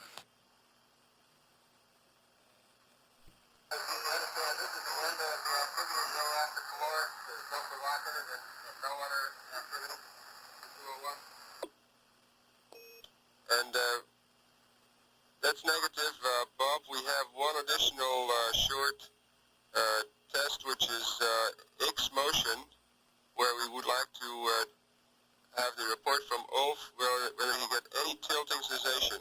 This is only just about 2 minutes. Over. It is expected by the investigators of this experiment that the subject and this experiment will perceive a sensation of body tilt. And Space Lab for Bob, can you give Wolf the message that there's beautiful snow in the Swiss Alps and we'll try to ski together there?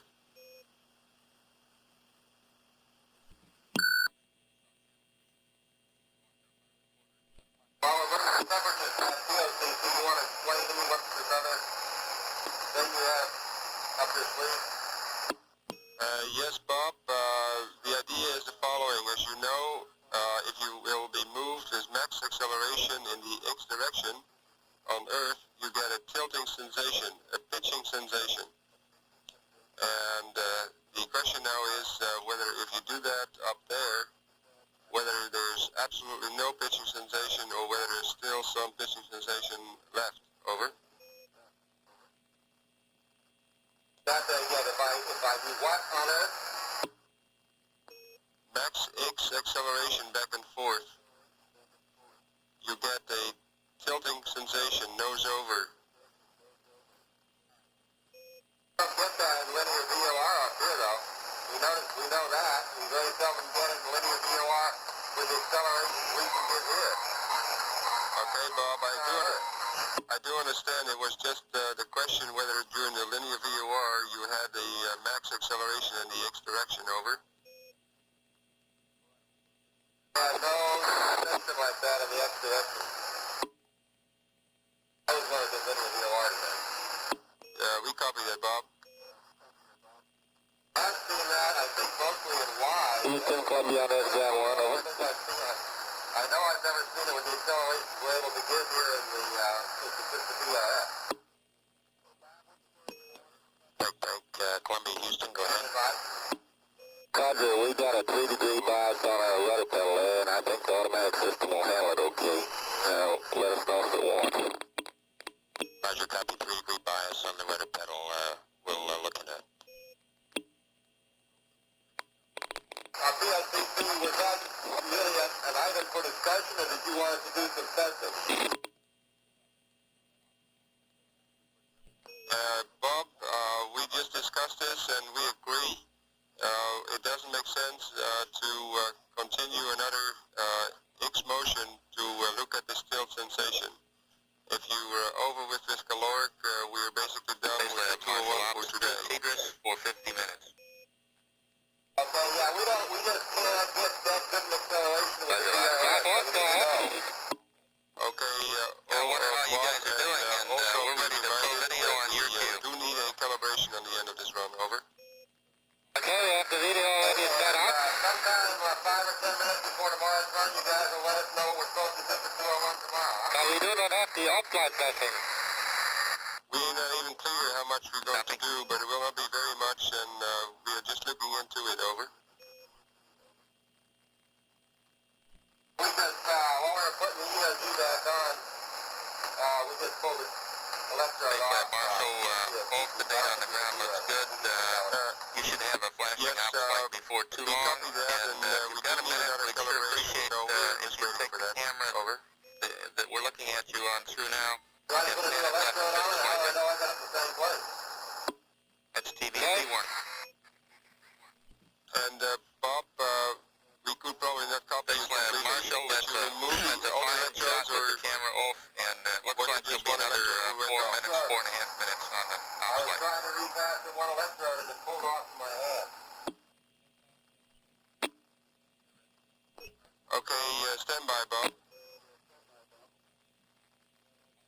CC, we got a ISO message to the officer, step 05. We also got a task management 00 message about 2 minutes ago.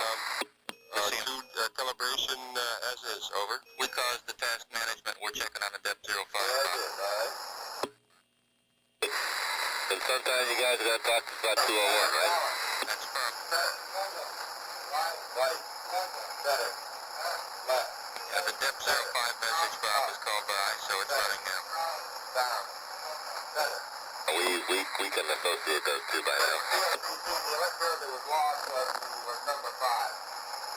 When we look over at the panel and see the depth that ISO's running, we say, okay, that explains that. Also, could you give us one more up and down, over? Notch. One more up and down. One thing you might mention to the 201 guys, which is a little bit late, we admit, we forgot to make a point of it 2 days ago when we did this, was that the subjective vertical test that they did, just as far as we could tell, the two of us, just made no sense whatsoever in DOT, and we didn't know really what to do with that test at all. And so it was essentially with eyes closed like that and rotated at some arbitrary angle. No real sense of where down is. Okay, we'll pass that on. Calibration this time. They might have some better instructions, or they might have a different idea of how to use the time. Marshal Ops for Ulf and Bob. We have here Professor von Baumgarten on the loop for you. Copy that, Bob, and you can ignore a 21 pointing fail message when it occurs shortly. 201. We definitely recall a very strong nystagmus during the start. We were looking forward to watching 21 change all the diameter states and all that sort of stuff. When changing the cold here. This definitely proves that the common opinion that the convection 421, Bob, be advised that if they have a problem with that during this upcoming run, they're going to be running it from the ground. We even believe that many textbooks. Yeah, I understand they're running, but it's just we were hoping to be able to use the ECAS to look and see how things are going. Very good accomplishment even at the state when you already were tired. That's Dr. Rudolph von Baumgarten. Wait a minute, I came online a little late. Can you give the explanation all the time? Let me say again, we recall it extremely strong nystagmus. And my thoughts, they got the upside here. Of caloric stimulation. Roger. This proves We have that video to see the element in the the picture. convection hypothesis of Hello, can you hear me? This is Achim speaking. The PI Yeah, that was Aachen. Douglas, we can hear you. Gut, hervorragend.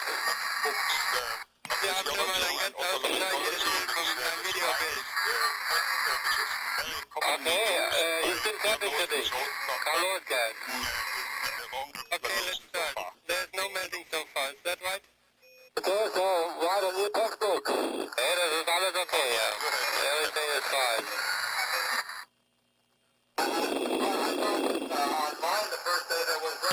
Did you see the excellent job that Byron did a few hours ago? Yeah, I was also here when he did his textbook. I looked over his shoulder. I will show you his textbook. Okay, let me display that warm data out here. But we analyzed his record very carefully and with a loop and with patients that already could see nystagmus after the performance in Bob's session. So the land voltage is 056 voltage, is that right? Measurement on the ground on top, and it is a little bit strange that he did it now on me, because there is more reference information on top available than on me. Okay, we would like it very much, but we were told no 201 experiments allowed. Roger, John, we want you to stop what you're doing on the alignment right now. What is allowed on the Sunday? Okay, why? Well, we need your sensations, whether you had any yawing or rotating. Okay, yeah, John, I'll give you an answer in a minute, but we want you to do not Yeah, I execute have the item 16. typical mixture of draw and roll. The sensation is, you just got that time, because I was just going to execute a that. loop. It's Roger that. sort of, I'll get you not a loop, it spins. It rolls and goes at the same time. Yeah. Do you want me to go to the next attitude, over? Just stand by, John. I used to get, but I don't think I've gotten the last couple times I've done it. I had that sensation earlier. Yes. Can you hear me loud and clear? Okay. Is the switching up today? Martial ops, At the moment, the picture is not very clear. did put up with I don't think it's enough. 201 period, which was pretty difficult.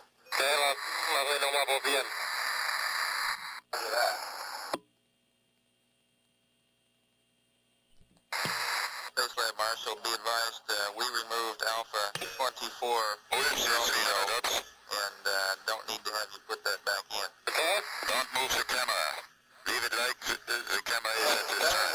21 hours, you guys look at Alpha 24 Okay. Romeo and the computer one? It's a little hard to copy, but we think we understand. I've 333, that says stop diffusion. Very good, we copy that. Break. Columbia, Houston. I think Bob told you already that we don't go to 21A. Roger. John, the I problem was sitting under the helmet with the Calories on. I didn't really understand what was going on. what you're doing But right now. it all looked pretty normal. Continue. Except the Hey, I know that. I was talking to you after I was done doing the alignment.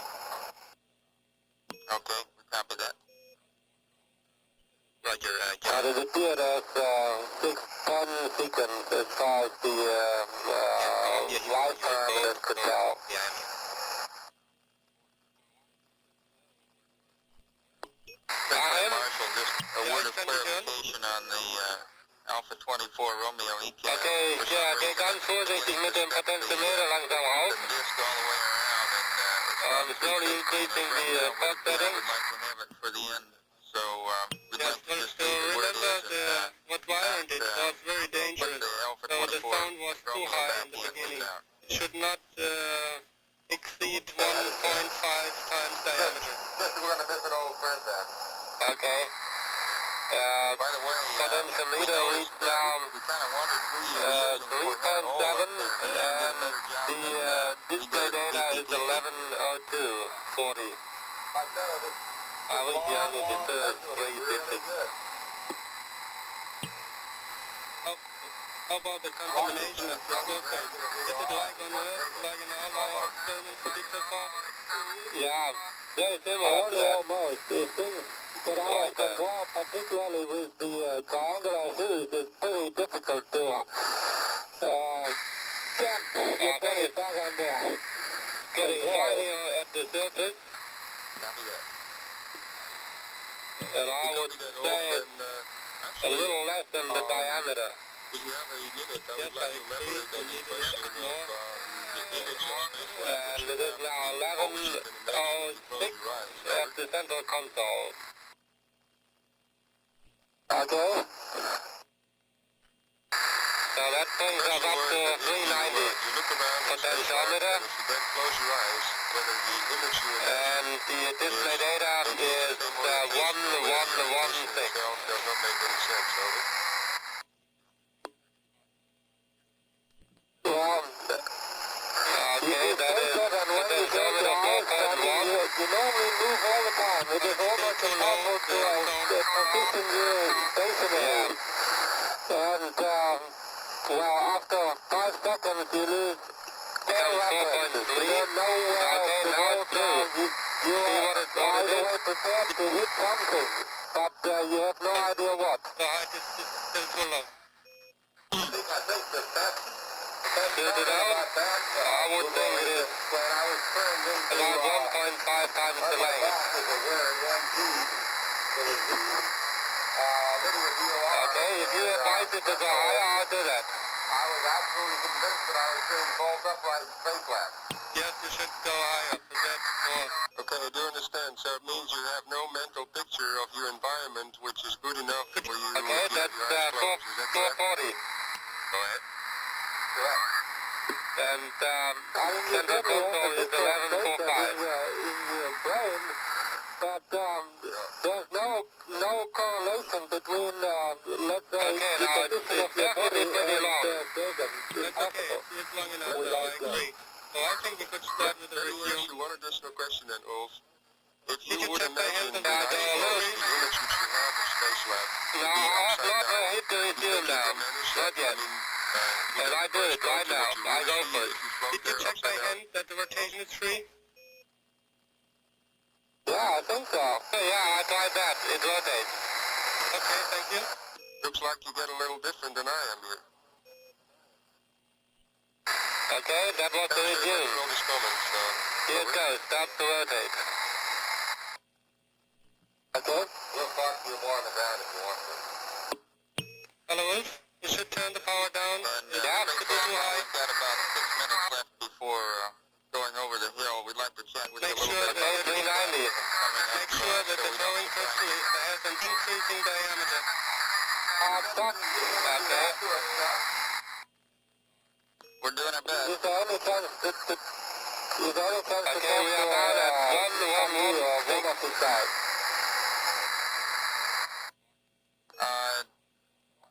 Ulf, did you say you wanted to talk to Dr. Malik? At the farm. Increasing as far as I can see. Yeah, stand by for a minute. Coke. Space Lab, for Bob, just briefly, we're going to let you go ahead with the blood work on schedule. Yes, I've seen it. It's loaded through, yeah? For your request there, we thought that's what you'd like to do as long as it was That already. was too much power, boy. And we're looking now for a 328 run for Ulf of Okay, I give the old MHF 3 on. Is that okay? plus 25. And we've cleared out the rest of that hour and a good portion of the next one for that. And we'll have coverage from about 22, 25 on. In order Hello, for him to can you do still that, hear me? we moved the 19 Yeah, I can. free procedure over in the year column, which starts at But about it's really a 22 pity plus that it's 40. molten through. It looks like what as far as I can see. Stop it. Say again? And it's really a pity that it's molten through, because it looked so good as far as I could see on my screen here. 22, 25. Yeah, I think the problem is that the surface tension wants to form a contact angle of, I don't know, 11 or what, how many degrees, and that makes a little liquid away from the molten zone, and there's a tendency for the zone to become smaller for that reason. And the only way to avoid that is to keep the power really low, make the zone short. I don't know. That's why I told you to turn the power down, but it looked not yet. Yeah, that's what I did. I told that you. Okay, well, Yes, there you go, another To step. the next class, and we've got Dr. Von Baumgarten on the loop for you. But be advised, I turned it down as instructed. But I thought we started already with the start too long. Kriegen wir morgen nochmal die Möglichkeit, Threshold und Cologne zu fahren? Ja, sure. Yes, I want to thank you very much for this experiment run, even if it was very short. So thank you much, and I wish you a very good day back home. Hey, Achim?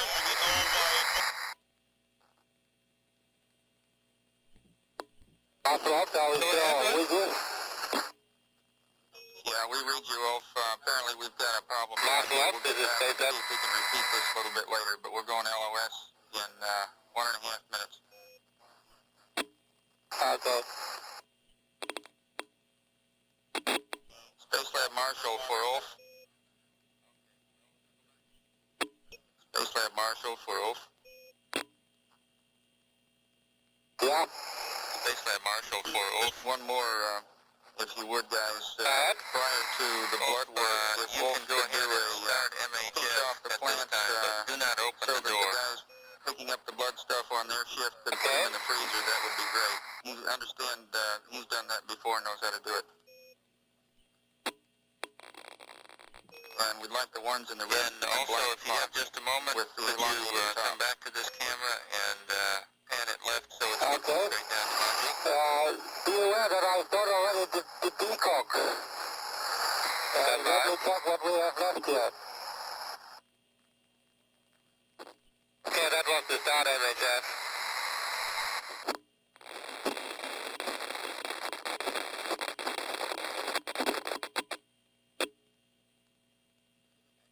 That's television, and then it will be satellite playback of the vestibular studies that we saw live a while back. That playback coming at Okay. 7:45 What can I do for you? Standard Time approximately. Well, we've That's temporarily after lost the TV off, but what we were asking is if you could move the This is Marshall Space Lab camera operations at 7 until days, it 21 points hours, right down 51 the minutes middle of the module. from elapsed time. We have Okay. about 32 minutes remaining before we pick up the talking about a relay satellite and the S-band and reestablish communications with Space Lab once more. During this last ALS, the crew was continuing on with its 201 Space Lab series of Houston with experiments. a note on the foul. We learned that they had finished the angular VOR series. Roger, Bob, we're registering here about a 0.6 delta B in the foul. Bob Parker mentioning that they between had the been inside and the outside. proven incorrect in the And, first time, but That is between the foul module and the Space Lab module. And we'd like you to make the sound band valve to equalize at your convenience crew also until the pressure advised goes back to zero. The delta B goes back to control zero center and then that go they back had to stopped close. the diffusion process at 322, 333. Okay, my airlock pressure is showing, Experiment. did you say 0.6 or 0.06? Delay evacuations control That's center. 0.6. What we're reading is inside of the cell is 14.2 and in the module is 14.8. Space line. I'll go equalize and we'll see what it does. Okay, at your The crew convenience. also advised the Coded Operations Control Center that they had carried out a gear change for the Okay, I just went to equalize and I can hear some air coming into it. It may have just cooled down, I trust. Been watching the trend on it? both Gargold remain the subject for the continuing It could have been series of a 201 functional temperature factors. related problem like you He was mentioned, so it the looks subject okay. of the caloric portion of 201, and we even got some live downlink for a while. I'm going back to close, we'll take it, then we can take another look at it. I assume that's what you want, right? After Van Baumgarten was forced enabled, he's the Roger, investigator Bob, you can go to close now. of the 201 vestibular series. Dr. Van And Baumgarten. sometime I assume we're going to do a deactivation on the shallow. I didn't see it on either my flight plan or Owen's flight plan. Okay, well, let me find out about that. The crew is scheduled to be carrying out And Space Lab Houston, that sound deac will be part of the Space Lab deactivation. cycles. Oh yeah, I keep forgetting that, thank you. Byron Lichtenberg is from the blue shift is scheduled to be taking those cycles. Yeah, that's the sim too. Parker on from Wolfgang. Just before we went LOS, the red shift team, Wolfgang and Bob Parker were advised by Jack Lewis to make sure that they had carried out the Go ahead, Ulf. Okay, and what can they do now? operation for the 101 Gideon Sonorous. Well, Ulf, we're... I think As far as the MHF is concerned, we have to wait until temperature's down. Snipping off the leaves that there's seeds that are counted on a second door at the And we'll have some instructions for you, which we're working up right now, available for before too long. the containers and the blood cycle drawings for Hey, listen, let me ask you, is there a little tape on the recorder left to film the area of the water drop? about 28 and a half minutes remaining until we require communications with Space Shuttle. On 7 days, 21 hours, 55 minutes, mission Space elapsed Marshal for This is our he's been used 15 minutes, 20 minutes actually on AV2. Thank you. And this is Mission Control Houston. Another hour until we're in position at Columbia Crew Research Station at Madrid, Spain. That is optokinetics is supposed to be replaced by what they call luminous line experiment. Are you familiar with that? I said Indian Ocean Yeah, and we were a little late in getting back to you about that the other day, but this is basically that subjective vertical thing we did the other day, right? Exactly, yes. Yeah, you get And our comments to that were that when you take someone and close his eyes and rotate him to an arbitrary angle here, he has no down. And there's just no way of indicating a down. If you tell him he's at 45 degrees, that he can rotate that line at 45 degrees to what he perceives to be his vertical. But the thought is established with respect to the space lab vertical. It's certainly that indirect method, and we didn't think that had any meaning.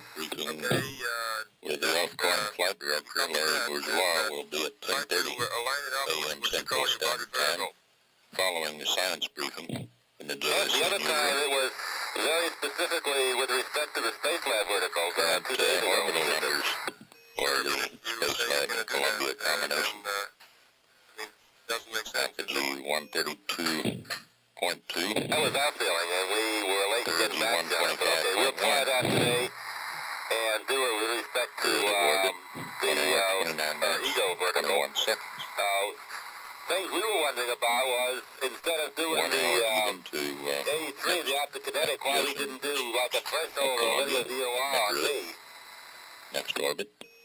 Okay, At 7 days, 21 hours, 57 minutes, mission control. yeah, let me ask you another one, Bob. That A3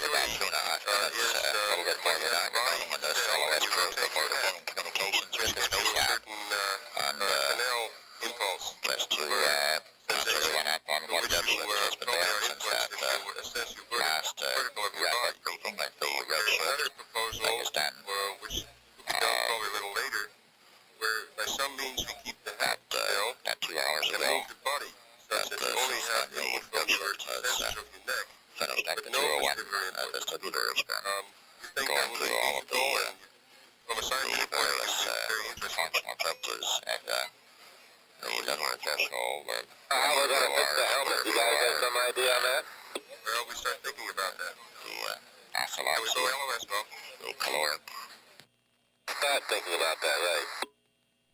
We also have experiment 322 working. And Bob, we will have you back at 16 hours and 41 minutes. They performed a gear change and for that filament adjustment. And at the current time, during the SLS, some blood work is scheduled to be done. And there's 101, experiment 101 helium is on this. Sunflower leaves are supposed to be kept in place in those vacuum containers and stored with the blood samples. One separate vacuum containers, of course, in the freezer portion of the area. That's what's been happening on the redshift since the last wrap-up, and about a minute on 50 seconds remaining until we require communications, and we'll find out you'll anticipate learning from Wolfgang what the status is on his work with experiment 328. That's a fluid physics module experiment. Naturally, we keep Napolitano as the principal investigator of that. It's entitled Pre-Convection at Low Gravity, and we'll be working for that, working with that for perhaps the duration and the acquisitions of material that you have when you went out. This next OAS is scheduled to last about 50 minutes. 50 or 55 minutes.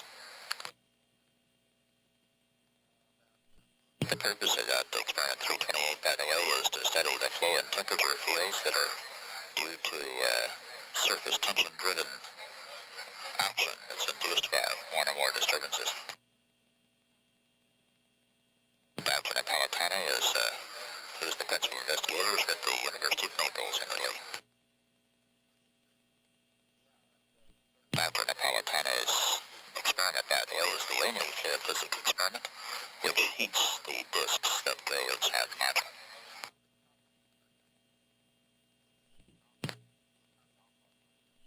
Anticipating the acquisition of signal now with the space line at any moment at 7 days, 22 hours, 24 minutes mission elapsed time. This is Marshall Space Shuttle operations.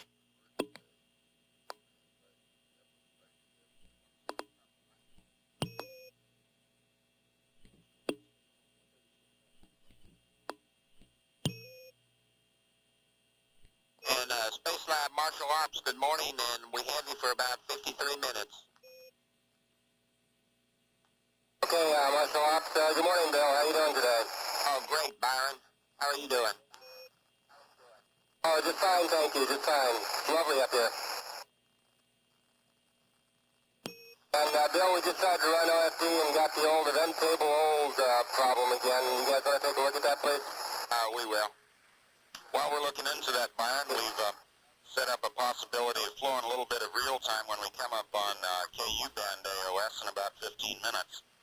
And provided that you guys can manage it on a non-interference basis, what we hope to do is we're asking Wolf to do a FPM run with Luigi, and we're even going to be able to downlink some of that as real-time video from the FPM and show Luigi what his liquid column looks like. Okay, that sounds pretty neat. And Space Lab, this is Marshall Ops. Please be advised you can disregard the event table old message which you have on your display. Roger, thank you. So we never disregard the event table old message. Just a transient, Bob. And Marshall Ops, you guys were just a little bit behind here in the blood draws, but it doesn't look like there's a whole lot of pressing things, so we've got 2 out of 4 stuck. Okay, we copied. You have done 2 out of your 4 sticks so far. I hope the blood work goes smoothly. Can advise you that your 19 operation is reasonably time critical because it coincides with a particular attitude that we need. The rest of your activities are not so time critical in this pass. PSCC, I think that's the red team's 19 activity, isn't it? That's an affirm. We had assigned that 19 activity to you, Bob, red team activity. I should report that Byron has done 2 of his 5 sticks today. Right, so we copied 2 of the 5 sticks for today. Good to go with the 34A message, Marshall. With you through Guam. We're looking at that, Byron, and we'll let you know if you need to do anything. For the time being, just disregard that. We'll get with the 34 people. Copy. I can give you the camera setups that we'd like you to do in preparation for Ulf's run with Luigi. But if you're, I imagine you're real busy right now. If you can get to it sometime in the next part of the pass, we'd be happy. Actually, you can go ahead right now. We're going to be delaying the blood here for a couple of minutes. Okay, real good. What we've Gotta get done... my nerve up. Real good, Byron. Yeah, there's a camera right now mounted overhead, and what we'd like you guys to do is to change out its lens and mount it on the handrail in a position where it can peer into the fluid physics module. We'll be using the camera that's presently overhead for the FPM. We also believe you have a camera in your forward end cone gathering in a wide view of the work going on in Space Lab. And I understand from TV Ops that they'd like that one moved a little bit more leftward. And that is to say, its angle right now is not quite right to capture the FPM activity, so that may need a little bit of repositioning. Well, if you saw it right now, you'd agree that its angle wasn't quite right to catch anything. We'll have to reposition it entirely. Okay, Byron, we copy. CC, have you got a supported timeline for me to run for this 19 operation, or so I just run 19 Alpha? Bob, we'll check that. Hey, Bill, this is PS1. So what I'm really wondering is the MGL going to run, or am I going to run it? Space Lab, this is Marshall Ops. I'm afraid we missed that last transmission. Could you repeat it? Yes, I said, I guess what I'm really wondering is if I'm going to run it or if the MGL's going to run it. Yeah, we're talking to 19 right now about the game plan for this upcoming run. Marshall Ops, this is PS1. Yeah, good morning, Ulf. How's everything? Things are fine. I wonder what Luigi wants me to do for his run this time. Okay, we have Luigi standing by, and he'll be with you in just a minute as soon as we get some of this traffic out of the way concerning the upcoming 19 run. Dr. Napolitano, about to be voice enabled. Bob, we'd like you to run F100 procedure on experiment 19. It's a manual run. Okay, copy, that's in work. Experiment 19 is a low-energy electron flux experiment. It's part of the space plasma physics series of experiments on board Space Lab. Okay, Space Lab, this is Marshall Ops. We've cleared most of our traffic out of the way, and I'd like to turn air to ground 1 over to Luigi Napolitano, who will be working with you, Ulf, and here's Luigi. Space Lab. Hello, Luigi. Hello, Ulf. How are you? Good morning. I copied your remarks, and let me explain what I would like to do. Now, the first objective is now to get some TV coverage of Marangoni flow. This has been changed at the last moment. I've been told to have this opportunity, so this is first objective. The second objective is to get as tall a column as possible, no matter whether cylindrical or not, in order to have high Reynolds number for Marangoni flow. And finally, the third objective is to rotate only the, the rear plate, only the rear plate at increasing speeds and to record the effects. Did you copy me? Okay, yeah, I think so. Okay, thank you. And so you have your the same settings for the speeds that you had last time. And okay, then you know better than I. Okay. Okay, we'll try what we can do here. Let me also add to you that you have to use the film 328C for camera B, 328 Charlie for camera Bravo.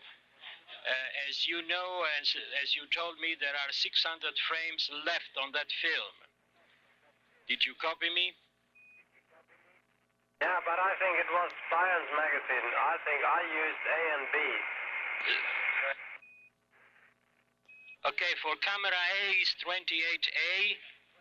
And again, for camera B, Bravo is 328 Charlie. Okay, got you. Okay, thank you. As Ulf Mirbold continues to work with the 328 experiment and Bob Parker with experiment 19. Shift handover is beginning to take effect here in the Payload Operations Control Center. Columbia, Houston, with you on air to ground 1.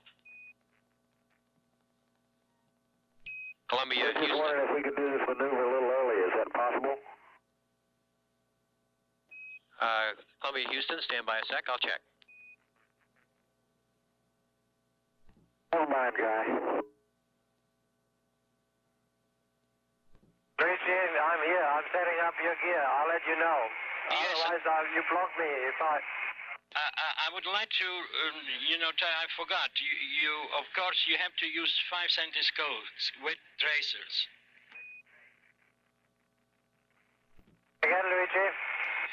You have to use, of course, a 5 centiscope oil with tracers. I just want to remind you. I'm sure you know that.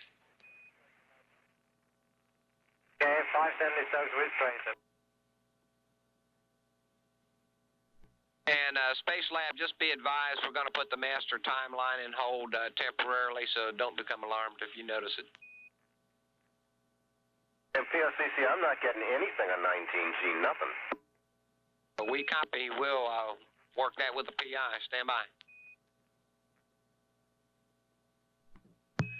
Space Lab, this is Marshall Ops for Bob. We're wondering, we're not getting live data at the moment from the 19 experiment, but we wonder what's the status of 19 experiment power, which you'll find at item 1 on the 19 alpha display. Yeah, I got power on, covers open, and voltage is high. And cycling. Okay, and have you selected a ring number equal to 8 or what? What's the ring number that you presently set up? Let me check and see which one I was picking on now. I picked on several. Okay. And some dots along the bottom. Dots along the bottom, I think, just mean... I'm looking... I believe that means you got no flux is all. At ring number 9 ought to show you your calibration spectrum, which is done with a mode 2. And the calibration curve. Yeah. Yeah, and the calibration curve worked.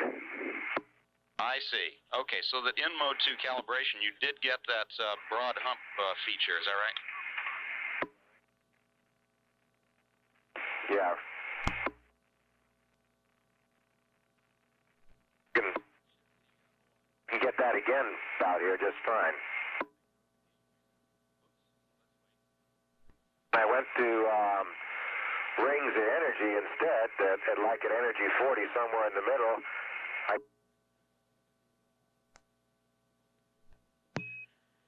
Space Lab, this is Marshall Ops for Bob.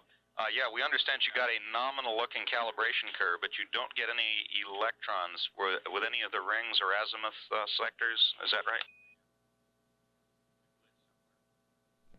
None I've tried yet. Using parameter set 13 like it said. Yeah, Bob, 19 suggests trying various azimuth sectors. That's all I can think of right now. And Space Lab Marshall Ops, do we have a go for TV in the module? There's nobody here who's got them set up yet.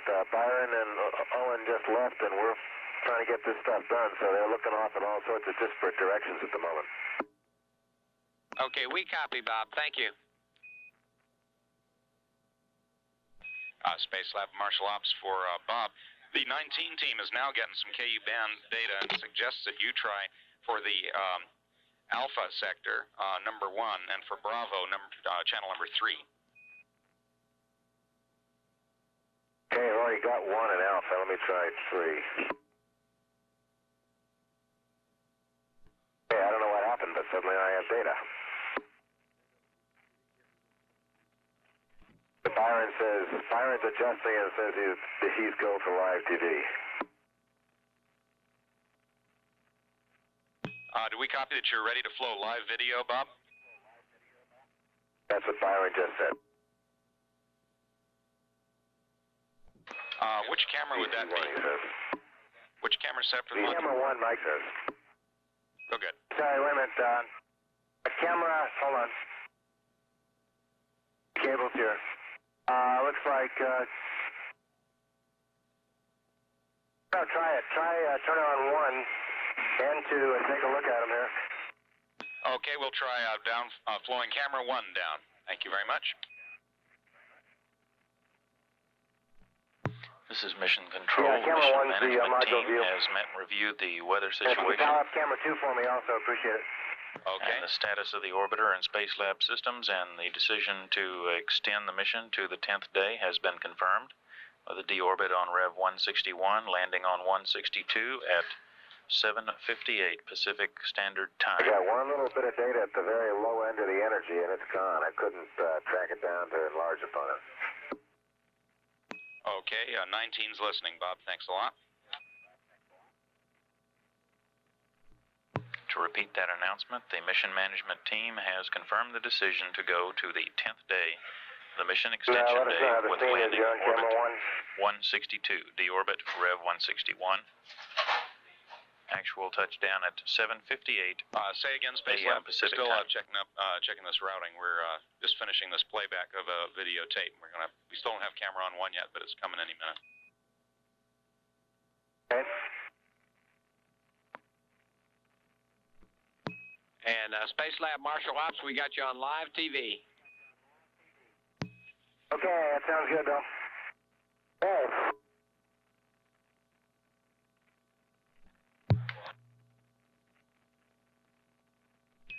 Space Lab, this is Marshal Ops. Thanks very much for that run on 19, Bob. Evidently, the reason for the low counts on your graphics display was simply the fact that Mother Nature was not particularly cooperative in terms of natural electron fluxes today. Nice to fool with Mother Nature. You guys know that. Yeah, we copy, Bob. Thanks. And this is Marshal Operations receiving live downlink television from the habitable module of the spacecraft, or Space Lab. All 4 science crew members in the laboratory. Byron Lichtenberg and Owen Garrett just out of the right of the field of view, doing blood work activities. Bob Parker's been working experiment 19, one of the space plasma physics experiments. And Ulf Maribold working with the fluid physics module. Space Lab, this is Marshal Operations for either Owen or Byron. We have experiment 26 standing by. I'd like a few words with you concerning your venous pressure measurements.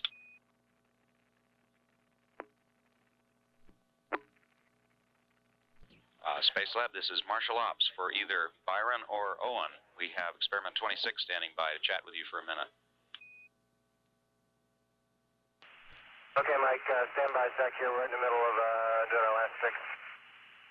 Sure. Standing by. Okay, Marshal up. Go ahead, Ulf. Okay, I'm basically ready for the FPM experiment with Luigi. Real good, Ulf. We copied, and we have Luigi standing by here. He's punching onto the line right now. Space Lab, this is 328. Yeah, thanks for that. I'm doing the zero setting here. And if someone's close to the camera on the front cone, if you could just tip it down about 5 degrees, it would sure help us. Thank you, Bob. Space Lab, Houston, air to ground 1. Thank you, sir. Roger, Space Lab, we'd like for you to implement the cold case fix for coming out of the cold case attitude, the heat attitude. Okay, will do. Thank you, Bob.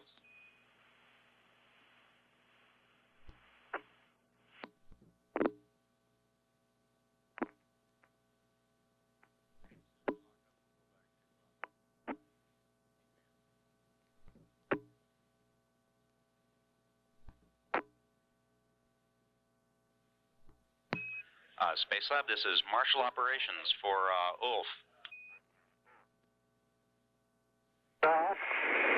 Yes, we've configured your VITR number 1 to capture data from this fluid physics module when we go LOS about 17 minutes from now. But what we'd like you to do is to turn off VITR number 1. when you've completed capturing Luigi's video. Okay, watch out. And VOCC finally succeeded in locating, I think, about 13 separate little electrons in ring number 1. All at very low energy. Okay, Bob, we copy. Evidently, nature is not giving us very much electron flux today. Roger that. I'll leave it running there for a little while for you to look at. Yeah, Bob, we copy. We might get a few more electrons. You never know. Ulf Merbold now working with one of the module television cameras, positioning it in front of the fluid physics module. Okay, we've got a very nice pressure trace. Okay. Space Lab, this is Marshall Ops. If you're going to use that camera, number 1, for this FPM run, it will have to have a diopter lens on it in order to be able to focus in close enough to do a good job on Luigi's liquid column. The one diopter. Yeah. And, Ulf, that diopter is in Lima 1 Echo. It's already installed, Bill.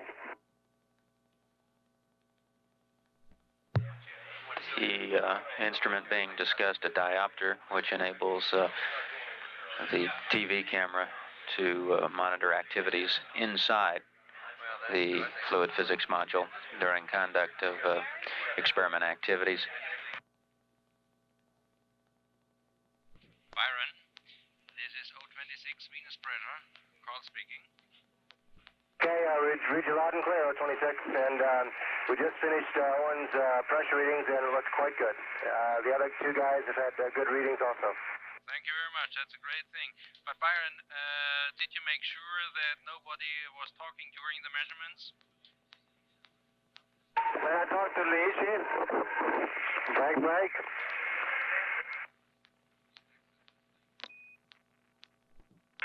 CR 328. This is PS1.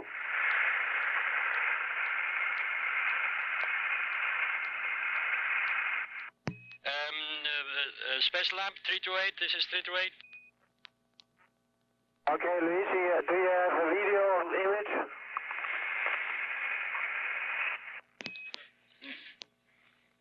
No, we don't see anything yet. We still have the other camera on. Yeah. Then let me switch it over.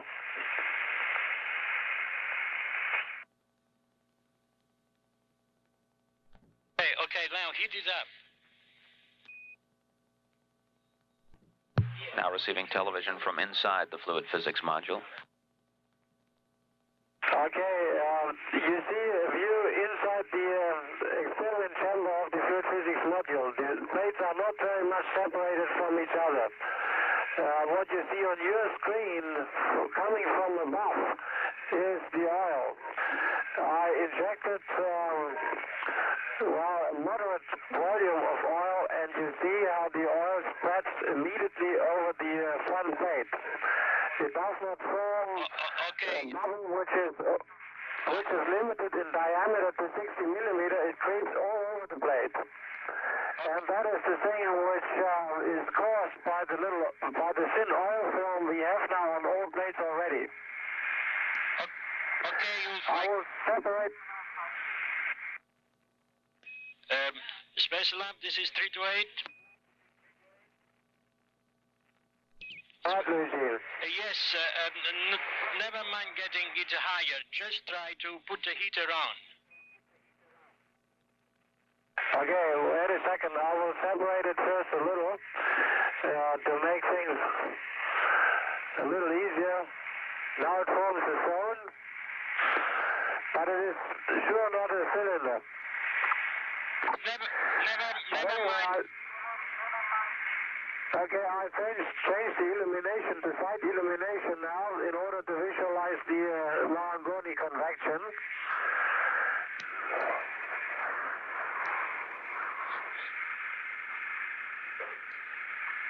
Ulf, could you move the camera? Yeah, that's great now. But Ulf, now the first objective is to see the thing moving. Never mind whether it's cylindrical, never mind if it is big. The thing is motion now. The key word is motion. Okay, I'll try to do my best for you. Let me first focus a little. Okay, now you can put the heat on. That's great. They will look it great from here.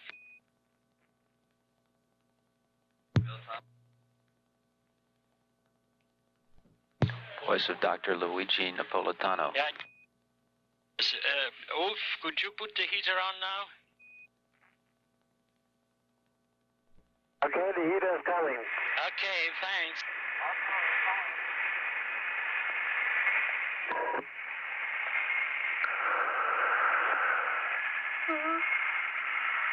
Okay, there are a couple of bubbles inside, and you will hopefully see the convection pretty quickly. That's about the best we can do under the given circumstances. Okay, I'm not sure whether your video system allows you to see the motion is starting.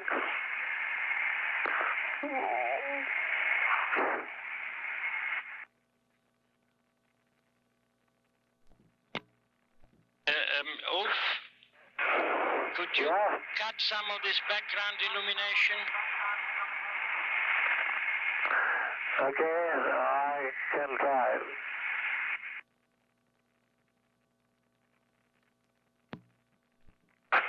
Okay, let me see whether I get it a little better in focus.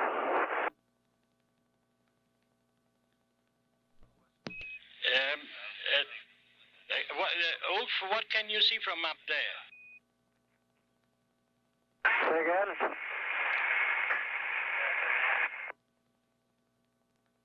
We start seeing them moving now. That's what I'm trying to do, Luigi. Really good right there, Ulf. That's nice. Well centered. That's excellent, Ulf. Excellent, great. Just leave her right there. As usual, you did a wonderful job. Great job. I'm afraid you won't see much of the tracers, but they are really moving around, I can tell you. Maybe if I block the ambient light, wait a second. We can see them too. Don't worry, Ulf. It's a great job. It's not particularly fast, but it moves. And on your camera system here, I didn't spend film so far, but I will take a couple of frames. I think it will be pretty clear. Let me try if I shut the illumination, the shutter a little down. But don't worry, you did a wonderful job, Ulf, as always.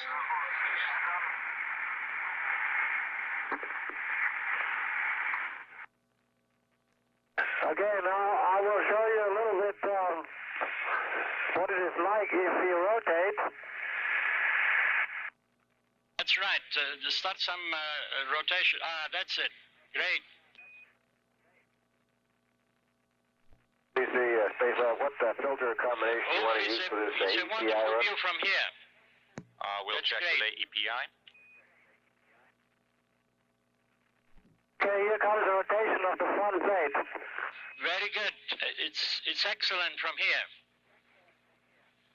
That's great. Now watch out what happens. If you rotate them, the thing starts to neck because the centrifuge. That's correct. That's correct. That's a very important demonstration and recording and observation. And you know, this is the pattern of the floating zone. This is enlarged the pattern of the floating zone in the mirror furnace. That's correct. Okay. It's the fluid is different, of course, but this is the pattern. Okay, now go ahead. I guess a little higher speed. Yes, yes. Watch out, watch out. Okay, I stopped it. See the oscillation. And if you like, I go ahead and take a couple of frames with the 16mm camera, and then we are ready to break it if you like. Yeah, can you rotate just the rear plate? Only the rear plate? I set it out a little bit in the area. I'm not quite sure whether I pulled out that blocking pin at the rear plate. I can give it a try. Yes. Just a second. Okay, yes, please do. And Space Lab, we have a message for Bob Parker. The filter combinations which he needs is, first of all, for the camera filter, 4200. Okay, let me see whether I can fix that. And for the PCA filter, 2800. That's it. That's it. Very good, excellent. Couldn't do anything better. Okay, let me see whether I can pull out that little pin. Unfortunately, it's there. I'll try again.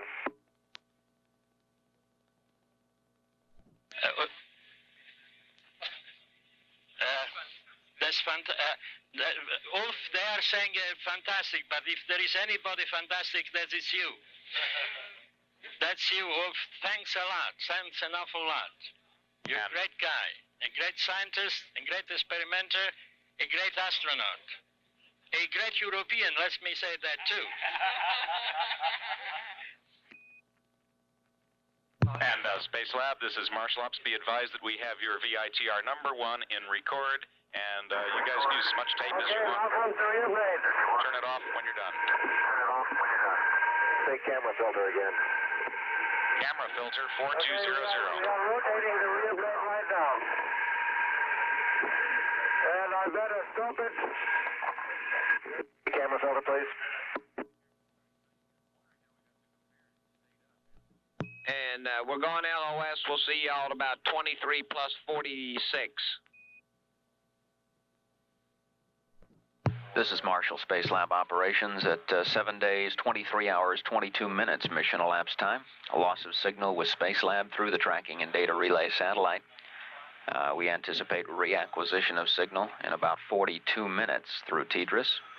At that time, we should be getting both S-band voice communications with the spacecraft, and then within a minute or two, we anticipate once again receiving high-rate data from experiments on board the laboratory. Here in the Payload Operations Control Center, handover is complete. Red team is off duty, and on the consoles is Payload Operations Director Clark Owen and his blue team. On orbit, all 4 members of the payload crew in the habitable module. Owen Garriott and Byron Lichtenberg involved in a series of blood workups, including drawing and processing some blood samples. Additionally, the crew has or will shortly be conducting some monitoring of venous blood pressure, central venous blood pressure. During the last pass, we received some videotape downlink from a fluid physics experiment that was conducted earlier. That experiment not using the fluid physics module, but being conducted in the habitable module. Additionally, we received some live downlink television of the crew working in the module. Bob Parker was operating experiment 19 from the experiment data display unit on the port side of the habitable module, the experiment segment. That experiment, one of the space plasma physics experiments, a low energy electron flux experiment, sponsored by the European Space Agency and provided by the Federal Republic of Germany.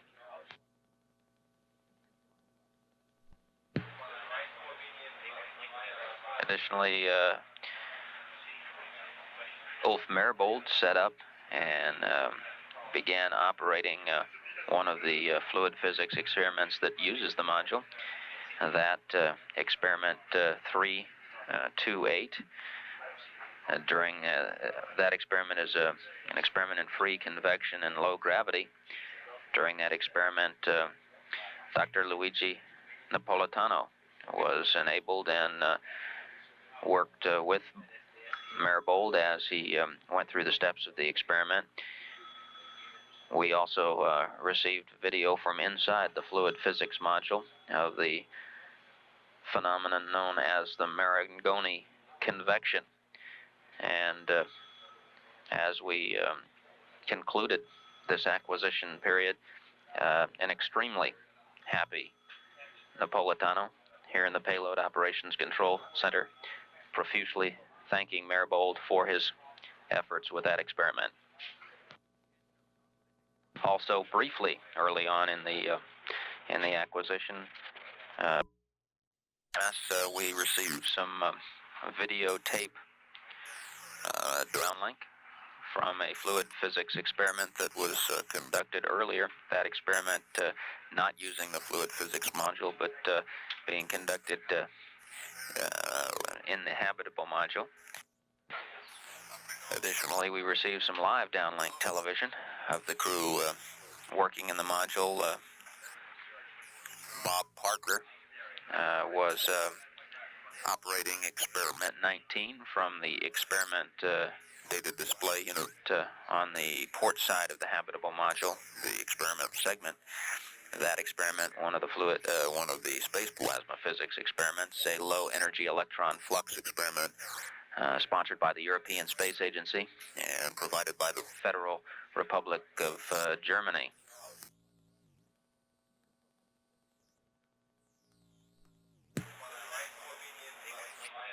Additionally, Ulf Maribold set up and began operating one of the fluid physics experiments that uses the module. That experiment 328. During that experiment is an experiment in free convection and low gravity. During that experiment, Dr. Luigi Napolitano was enabled and worked with Maribold as he went through the steps of the experiment. We also received video from inside the fluid physics module of the phenomenon known as the Marangoni convection. And as we concluded this acquisition period, an extremely happy Napolitano here in the Payload Operations Control Center, profusely thanking Maribold for his efforts with that experiment. Also, briefly early on in the acquisition, Dr. Carl Kirsch, one of the blood work principal investigators, spoke briefly with Byron Lichtenberg in regard to that experiment, the Venus pressure experiment. At 7 days, 23 hours, 26 minutes mission elapsed time, this is Marshall Space Lab Operations. And this is Mission Control. The flight control teams here in the Mission Control Center have handed over. We have the team of Flight Director Chuck Lewis on now, and the off-going Flight Director Larry Bourgeois will have his press conference at 10:30. Changes of press conference, Building 2, here at the Johnson Space Center. Just to repeat the earlier announcement about the decision by the mission management team, there has been a decision to extend the mission after a review of the weather at the projected landing times, the status of the orbiter and space lab systems. The mission management team has confirmed the decision to extend to the 10th day, and that would give us a deorbit burn on orbit number 161 with a landing at Edwards Air Force Base, California at 7:58 Pacific time on Rev 162. flight dynamics officer reports that conditions at the lake bed appear to be good for landing, and they expect the entire lake bed to be dry.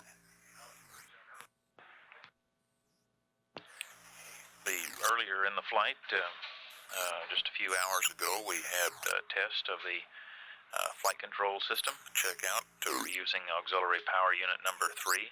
That was fired up to provide hydraulic pressure to operate the flight control surfaces, and the flight control system checks out very well. Commander John Young reported a little while ago the noises, shakes, groans, and rattles from Columbia, and the ground technicians here analyzing the results of the thermal tests believe that the noises and vibrations on the Columbia are caused by by the stresses of the thermal environment. Here in the control center, we're expecting that the mission operations computer, which runs the displays and the clocks and other items that provide information to the flight control teams, will be out of service for somewhere between 20 to 35 minutes for some work. And we should have it back up before the next tracking data relay satellite pass, coming up in 35 minutes. That's 7 days, 23 hours, 29 minutes, mission elapsed time. This is Mission Control, Houston.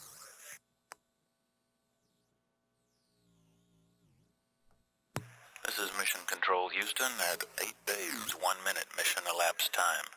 The Columbia has just crossed the equator on the northward sweep of its ground track out over the Pacific Ocean, starting orbit number 130. We're about 3 minutes away from acquisition through the tracking data relay satellite. Systems on the spacecraft performing well. And here in Mission Control, the flight controllers have their displays back. We had taken the mission operations computer out of service for about half an hour for some work, and it's back up and running. And we'll be standing by shortly for acquisition. This is Mission Control.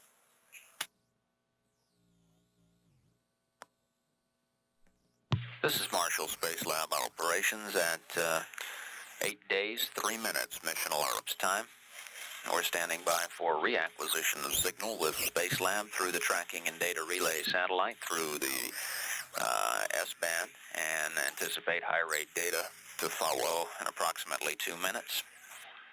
On board Space Lab, crew should be in the process of their handover, and we anticipate that here shortly blood work activities will be completed.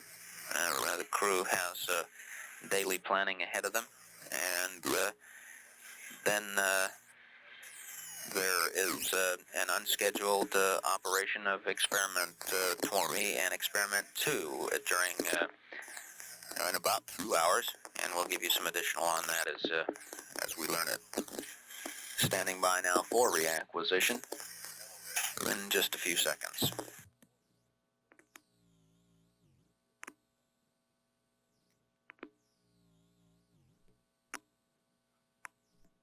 And Space Lab Marshal Ops, we have you for about 53 minutes.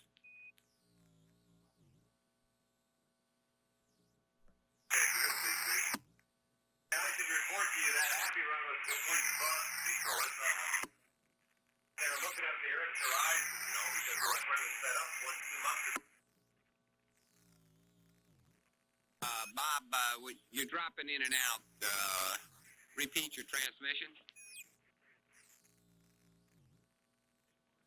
That the Happy was a complete buzz because it was been looking at the bright horizon, and it just bloomed every time I raised the voltage above anything. Okay, Bob, we copy that. We'll get back with the Happy people. I never did know what filter to use for the camera either, because I couldn't put that in the loop. Okay, we apologize. Is this the Islam? Yes, Ulf.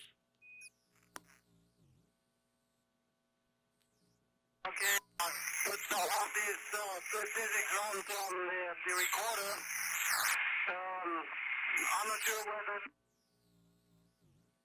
and I could give him a brief report what I did. Okay, let me get the PI, and he'll be on the line. Roger.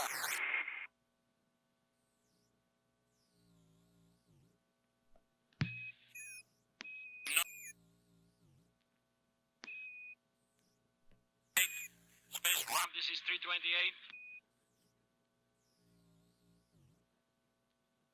Space Lab, this is 328.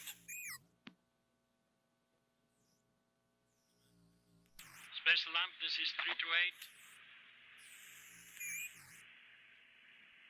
Okay, 328, this is Space Lab. I'd like to give you a brief report what I did on your last experiment. Okay, thanks a lot, Ulf. Let me repeat again, and I am very, very grateful to you. You did a wonderful job. Now go ahead. Okay, we have the 60 millimeter disc, and I used the 5 tennis stones with tracers. And just for your record, I had a volume set up front of 40 millimeter and rear plate 26.7 millimeter, just to give you an idea how much oil I used. Okay, Yes, I did get down there, yes. Okay, then as you saw, I heated it up, switched on the heater. And the next operation was the heater with the rear plate rotation minus 15 RPM, minus 1.5 for the rear plate. And the third operation was a counter rotation.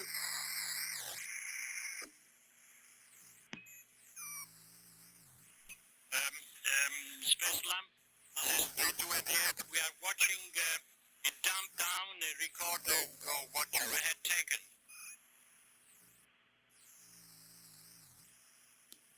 The rear and front plate counter rotation and the braking. Very good. Did you put all that on TV?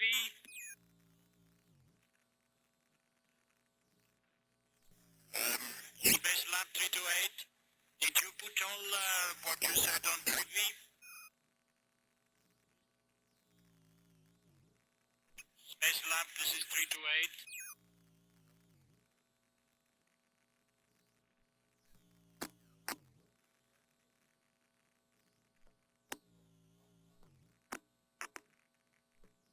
Space Lab, this is 328. Yeah, go ahead. Ulf, we have not heard you for a while. We lost you. I just wanted to ask if whatever you did you put it on TV? Yeah, we put everything on TV except the merging of the zone. We missed that because we needed the recorder for something else. Well, excellent. Let me repeat, Ulf, you did an extraordinary job. Everybody down here was enthusiastic. Come on, Ricky. That's good enough. I'll try what I can do. You did it wonderful. You did it extraordinary work. Thank you, sir. Okay. Good night. And Space Lab, we've been... Come on, Arthur. Yes, sir. And Space Lab, Yes, we've been looking at some dump data, and if you have a camera set up, we'll come to you and look at you live. Oh, I have to ask our commander who is in here whether he agrees on that. What did Bob say?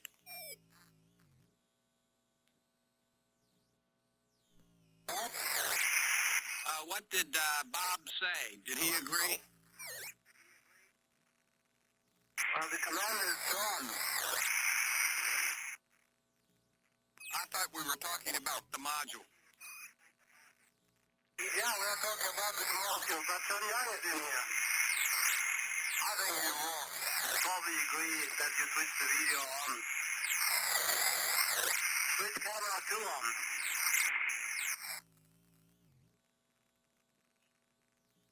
TLC, Space Lab. Go ahead.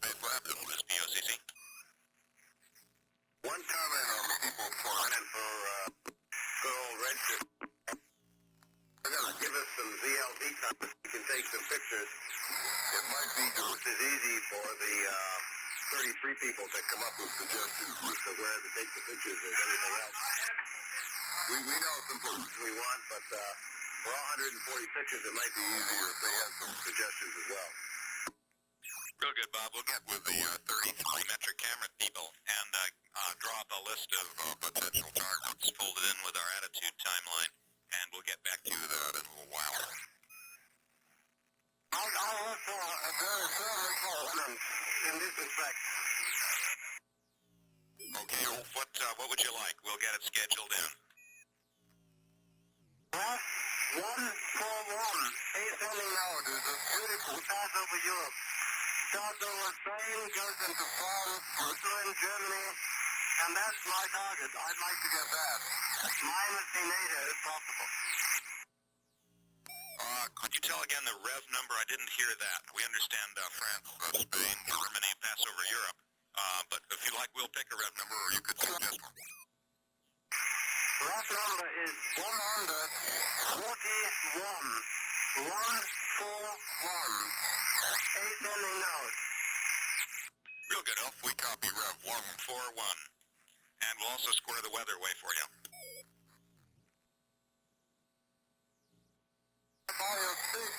Campaign if you do that.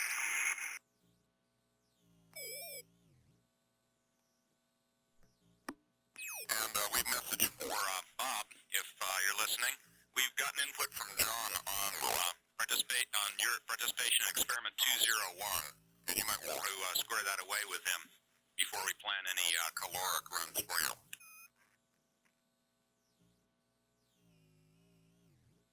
Okay, he has just left a mission in Midway. Can I pass it on him? Say again, please, Opal. I didn't copy that last transmission. Okay. Bob has left within the Midway. And I'm ready to copy the message and leave it to him later. Oh, okay, that's fine, yes.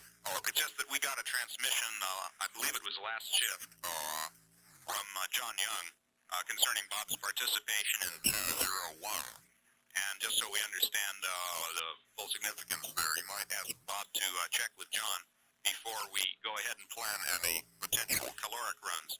We did get a request from Bob that, if possible, we schedule him into a caloric, and that's, of course, fine with us. But we want to be sure everybody up there is happy with it. Also, did we understand that you'd like to do an additional threshold run? Let us know what you'd like, and we'll get that squared away. Yeah, we both feel if we do 201, if we do the experiment, then we think calorics and thresholds are the most beneficial and most important things to do. We are not so much in favor of doing oscillopsia and that sort of thing because we don't have oscillopsia up here, nor do we on the ground, and that is basically a waste of people's time. We think we are better off if we look into thresholds and these sort of things. And one reason is that Bob was normally the subject for the calorics on the ground, and so we have an enormous amount of reference data on him, but not so much on me. And for that reason, I guess it makes sense to do it all. Calorics on him.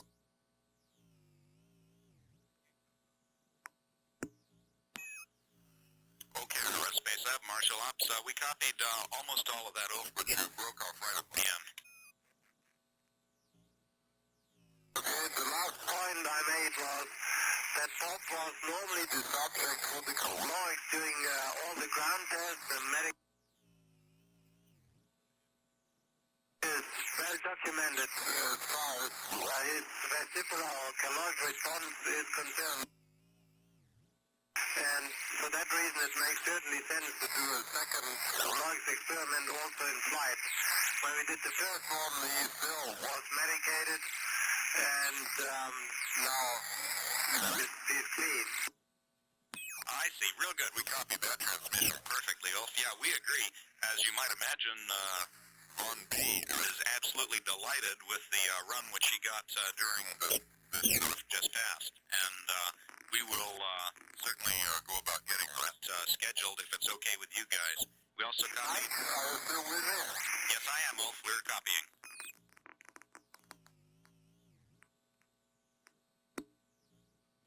Go ahead, Ulf.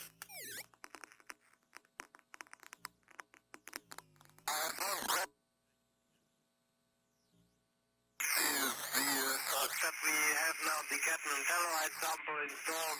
Sorry, I'm talking about the MHF. The indication that is the end of it, or is there a fair chance that we do another silicon one? I think the policy is that the cadmium telluride sample will be the final sample for the MHF, and when it is complete, we intend to do an MHF shutdown.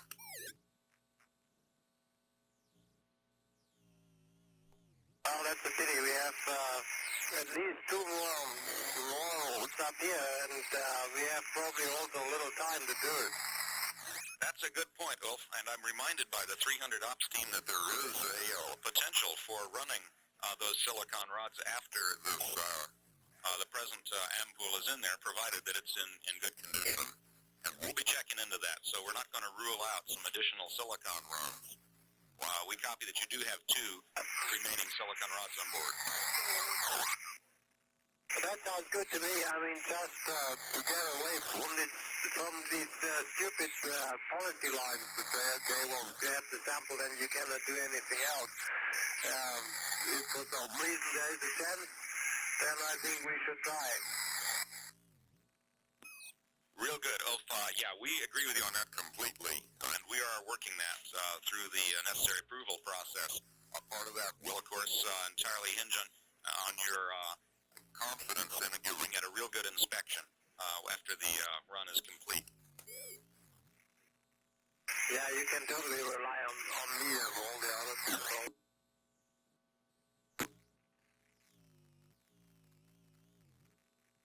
Space Lab, this is Marshall Operations. For anyone who might be listening, we're about 2 minutes from live downlink from camera 2.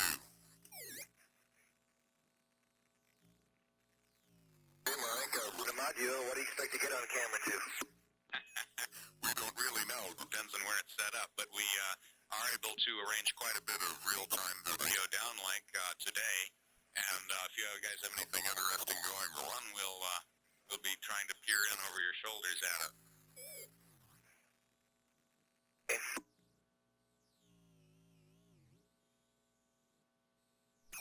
Space Lab, this is Marshall Operations. The 103 team is curious as to how the progress in the blood workup is coming. Hey, we got the samples in a centrifuge, and Byron is working on the lab steps. Real good. Thank you very much, Owen. We copy. Stanley, how many serum samples was Scotty supposed to have this morning? I'll check for you, Owen. Be right back.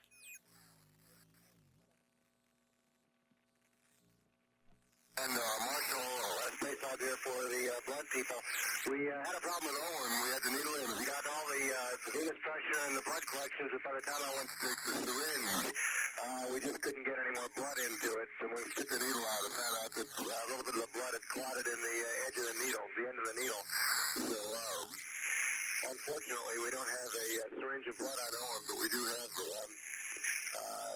a little tube of blood here, so I'll try and get whatever I can and do as much of the workup as possible. Okay, Byron, we copy. When you say syringe, were you speaking of the EVTA syringe for the workup? Affirmative, Mike. And we now have live TV coming down.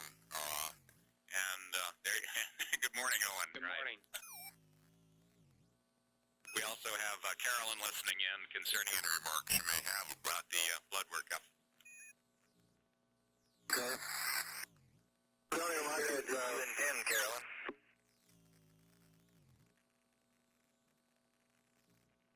And Space Lab, we're going to bring Carolyn up on live air to ground 1 voice, because she likes to She can tell you about the serum samples and anything else you have questions about.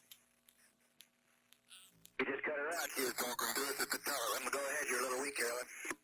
Alan, this is 103. Wanted to transmit that there are 8 serum samples, 4 heparin samples, and 2 EDPR samples.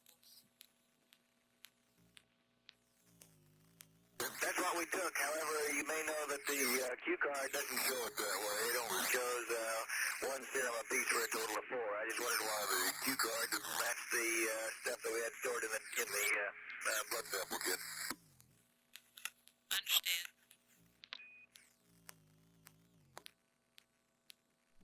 And martial arts space ops for the 103 people.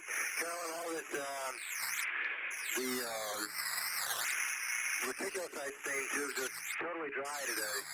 I don't know if you can see it here. 103, I can't see totally, but we believe, Byron, that if you will just put blood on the styrene and let it sit, we might get some slides from it.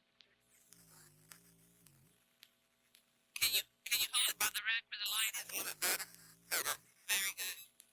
Yes, we see that. That better? There's just little bitty particles in there. I'll try and put as much blood in and try and mix it up as fast as possible. Okay. That's good work, Byron. And if one of you could nudge that camera about 5 degrees to the left, you're right.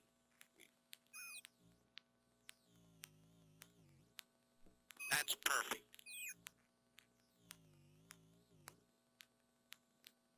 Couple of tubes labeled black pods and red pods. That's Ulf left with us to stow in the freezer. I guess you're expecting that, Carolyn? I'm sorry, repeat, Owen?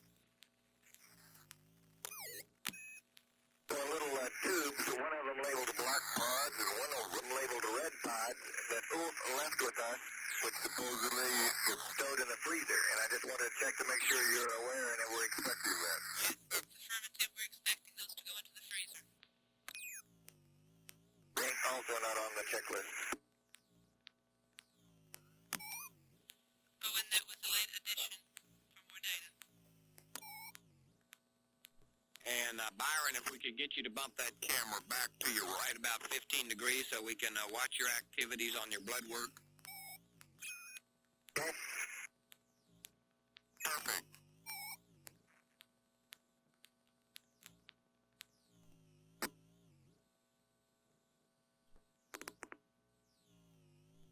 In Space Lab, we have you for about 30 more seconds. We'll see you at Aurora plus 115, and we'll have some CPAC updates for you at about 1 plus 45. Okay, Bill. And bye-bye. We see you on TV.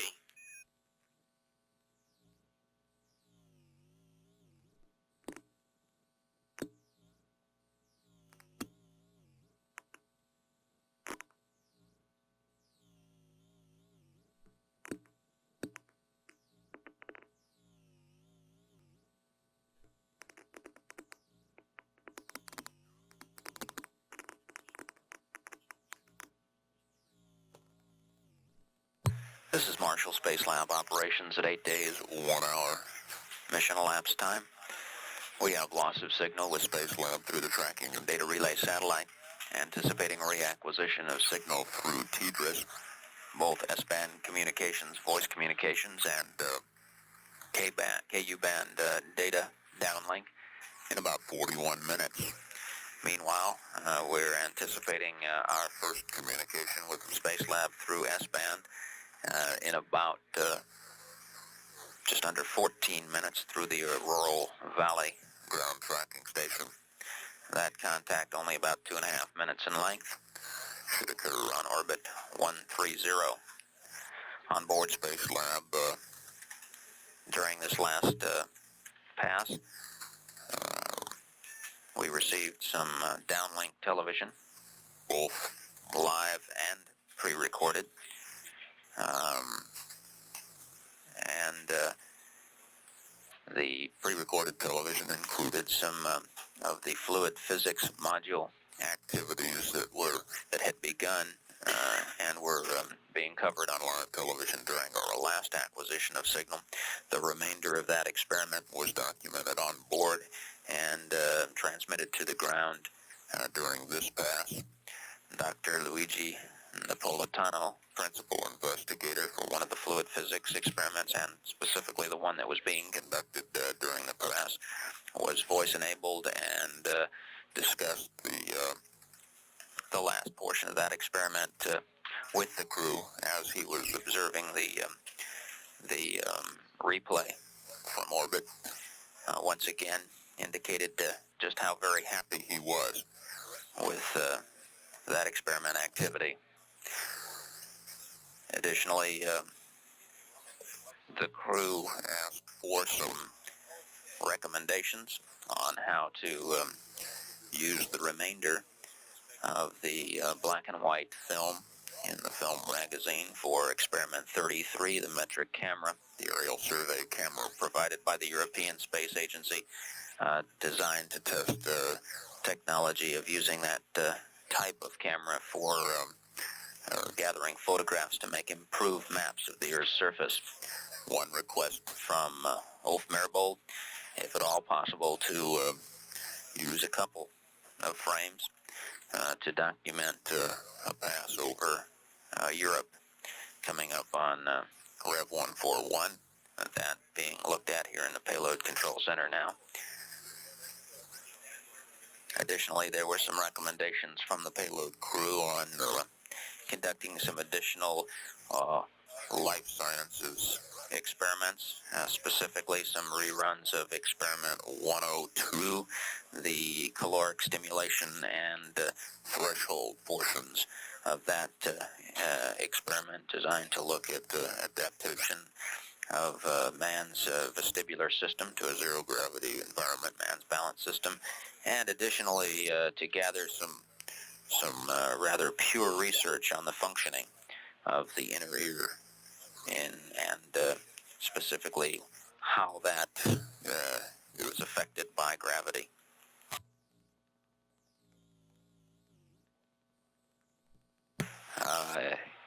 At the end of the pre-recorded television of the fluid physics module, we also received some pre-recorded video of another fluid physics experiment. That experiment, one of Jan Vreeburg's experiments, falls under the 330 category. However, this was somewhat of an improvised experiment that had been developed and provided to the crew using a cylinder which which contained both oil and water, and the crew then Ulf Merbold then spun the cylinder to look at the effects of those two fluids and how they interacted in the zero-gravity environment.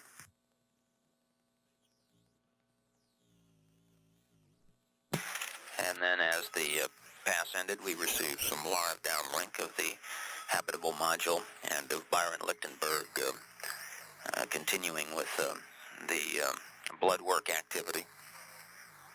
This has been conducted on several days during the mission. It's part of the life sciences package of experiments being carried out on Space Lab, and specifically there are 3 or 4 experiments, 2 NASA-provided experiments, 105 from the University of Illinois to look at the effects of prolonged weightlessness on the humoral immune response of humans, and also experiment 102 provided by the Johnson Space Center to look at the influence of space flight on urokinase,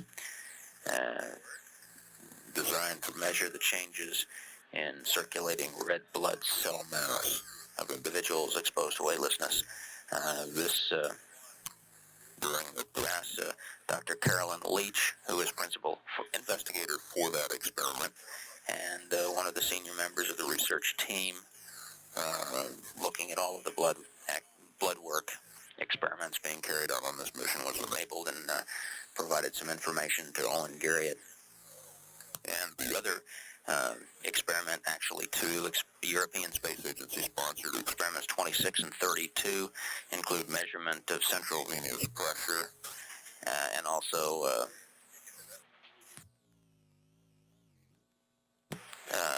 an experiment to look at hormones in the blood serum during weightlessness. 8 days. The video that was downlinked from the spacecraft during the last pass was recorded here on the ground, and because of the two briefings that were in progress, this video will be replayed on NASA Select beginning at 12:35 p.m. Central Standard Time, which is 8 days, 2 hours, 35 minutes mission elapsed time. At 8 days, 1 hour, 7 minutes mission elapsed time. This is Marshall Space Lab operations.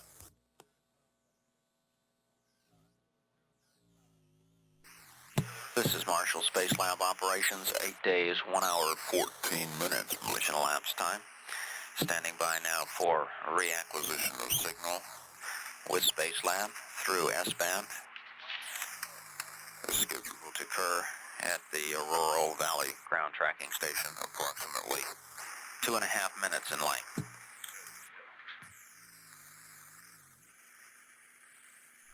And Space Lab Marshall Ops, we have you to Aurora Valley for about 2 minutes.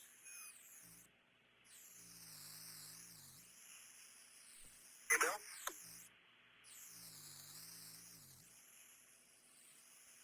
And Whiskey 5 Lima Foxtrot Lima, this is Whiskey Bravo for Oscar, Quebec, Denmark, how copy?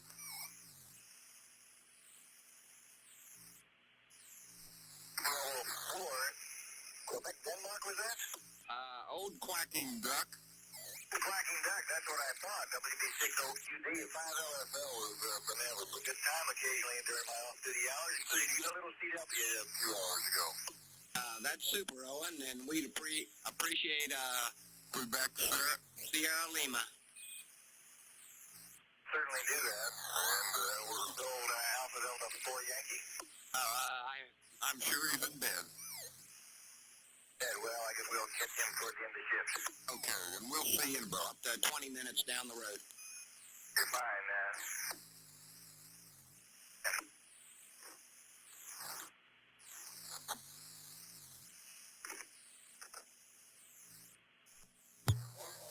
This is Marshall Space Lab operations at 8 days, 1 hour, 18 minutes mission elapsed time. Loss of signal through the Aurora ground tracking station. Next acquisition in just under 14 minutes through Hawaii.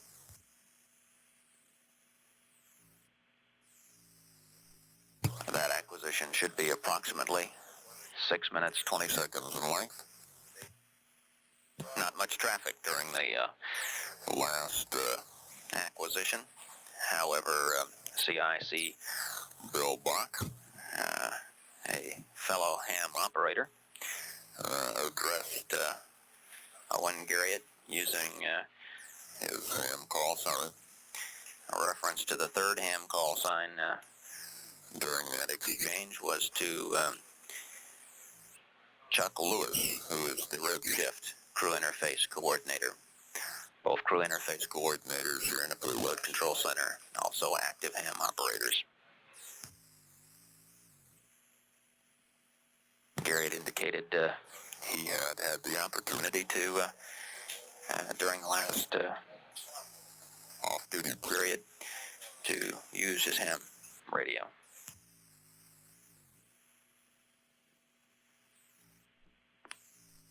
About 12.5 minutes now till acquisition through Hawaii. 8 days, 1 hour, 19 minutes mission elapsed time. This is Marshall Space Lab operations.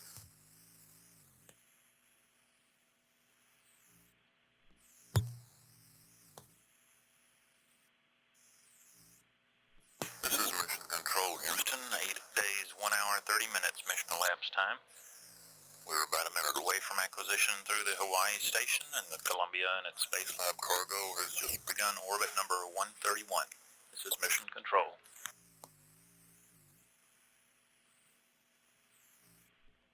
This is Marshall Space Lab Operations, 8 days, 1 hour, 31 minutes mission elapsed time. Standing by now for reacquisition of signal through Hawaii Ground Tracking Station in just under half a minute. That pass about 6 minutes and 20 seconds, thereabouts. And then we'll have a brief loss of signal period before acquiring through the tracking and data relay satellite. When we reacquire, we're anticipating some experiment 20 operations with our electron beam accelerator and some diagnostic operations with space experiments with particle accelerators.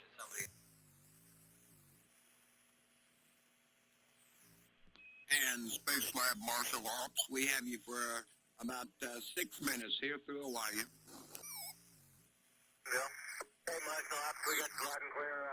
This is good news, pleasure. 103, 105, 2632 Blood Depot. I was able to get enough blood out of one syringe to do both the hematocrit and the hemoglobin. And we're going to end up losing on the reticulocyte stains anyway.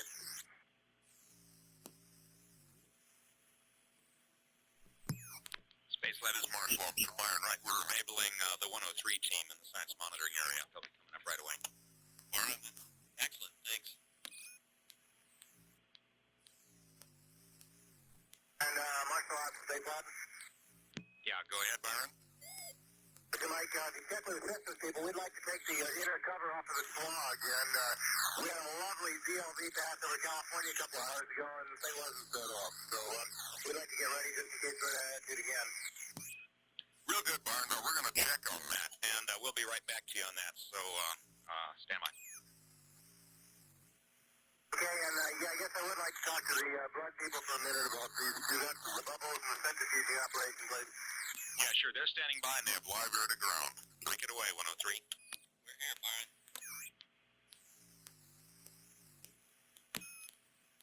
This is 103. Roger, experiment 103, Space Lab here, reach loud and clear, over. We got you, too. Okay, we have a question on the cuvette. Just for information, I think we've had about 4 or 5 broken cuvettes up here, and some of them I checked the other day. I think some of them are broken since, and I'm not sure exactly how that could happen, but luckily we have enough spares. Yeah. You mean they were broken in the kit? When you took them out? Roger, that's affirmative. Even on the first day, there were several that were broken.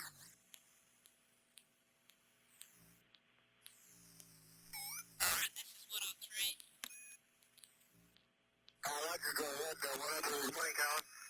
Byron, were you able to implement the short centrifuge run on the hemoglobin cuvette? I haven't centrifuged the cuvettes yet. I wanted to talk to you about that. I think your note said 100 RPM for 5 minutes. 500 for 1 minute. Okay, okay, very good. 500 for 1 minute. Owen has something, the centrifuge, North Carolina, the centrifuge stopped on its own in 7 minutes, even without an imbalance, but we'll get another 8 minutes and it's all finished now. It's been up normally the second time. That's good, Owen. And Space Lab, this is Marshall Ops. You guys are go for removing that SWA inner cover anytime at your convenience. Thank you. Thank you. Also, I have some good news for you. We've managed to secure 3 boxes of dry wipes for your use on board. We've discovered that they are to be stowed in Mike Alpha, 9er Juliet. That's the mid-deck aft location, 9 Juliet. There should be 3 boxes of dry wipes in there, which are go for use if you need them. Okay, thank you.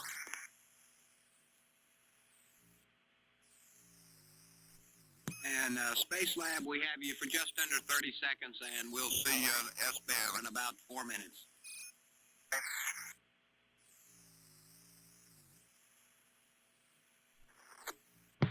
This is Marshall Space Lab Operations, 8 days, 1 hour, 39 minutes mission elapsed time. Loss of signal through the Hawaii Ground Tracking Station.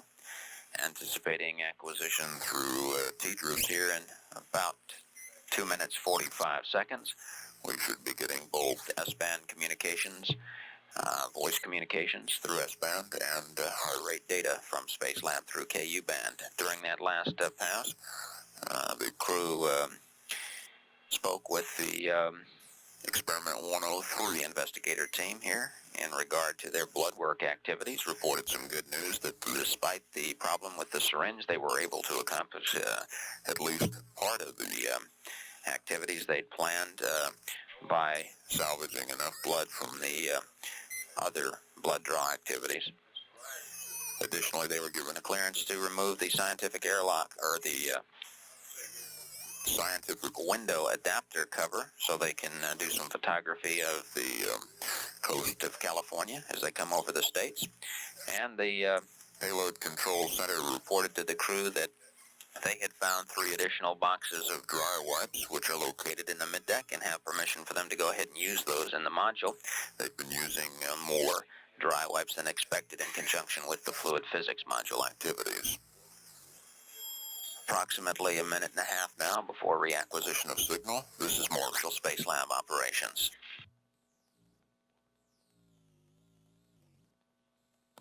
And this is Mission Control. We're standing by for TDRS acquisition. On the last Hawaii pass, UHF discussions with Brewster Shaw, the pilot, on teleprinter messages with attitude timeline updates through end of mission going up. Shaw reported taking some pictures of Hawaii and questioned whether the weather prognosis for Wednesday, Thursday, Friday had been changed any, and it's not. It's simply looking the same, with the Wednesday uncertain and Thursday and Friday good. Ed Edwards. This is Mission Control. And this is Marshall Space Lab operations, standing by for acquisition between Payload Control and the Space Lab through Air Ground 1.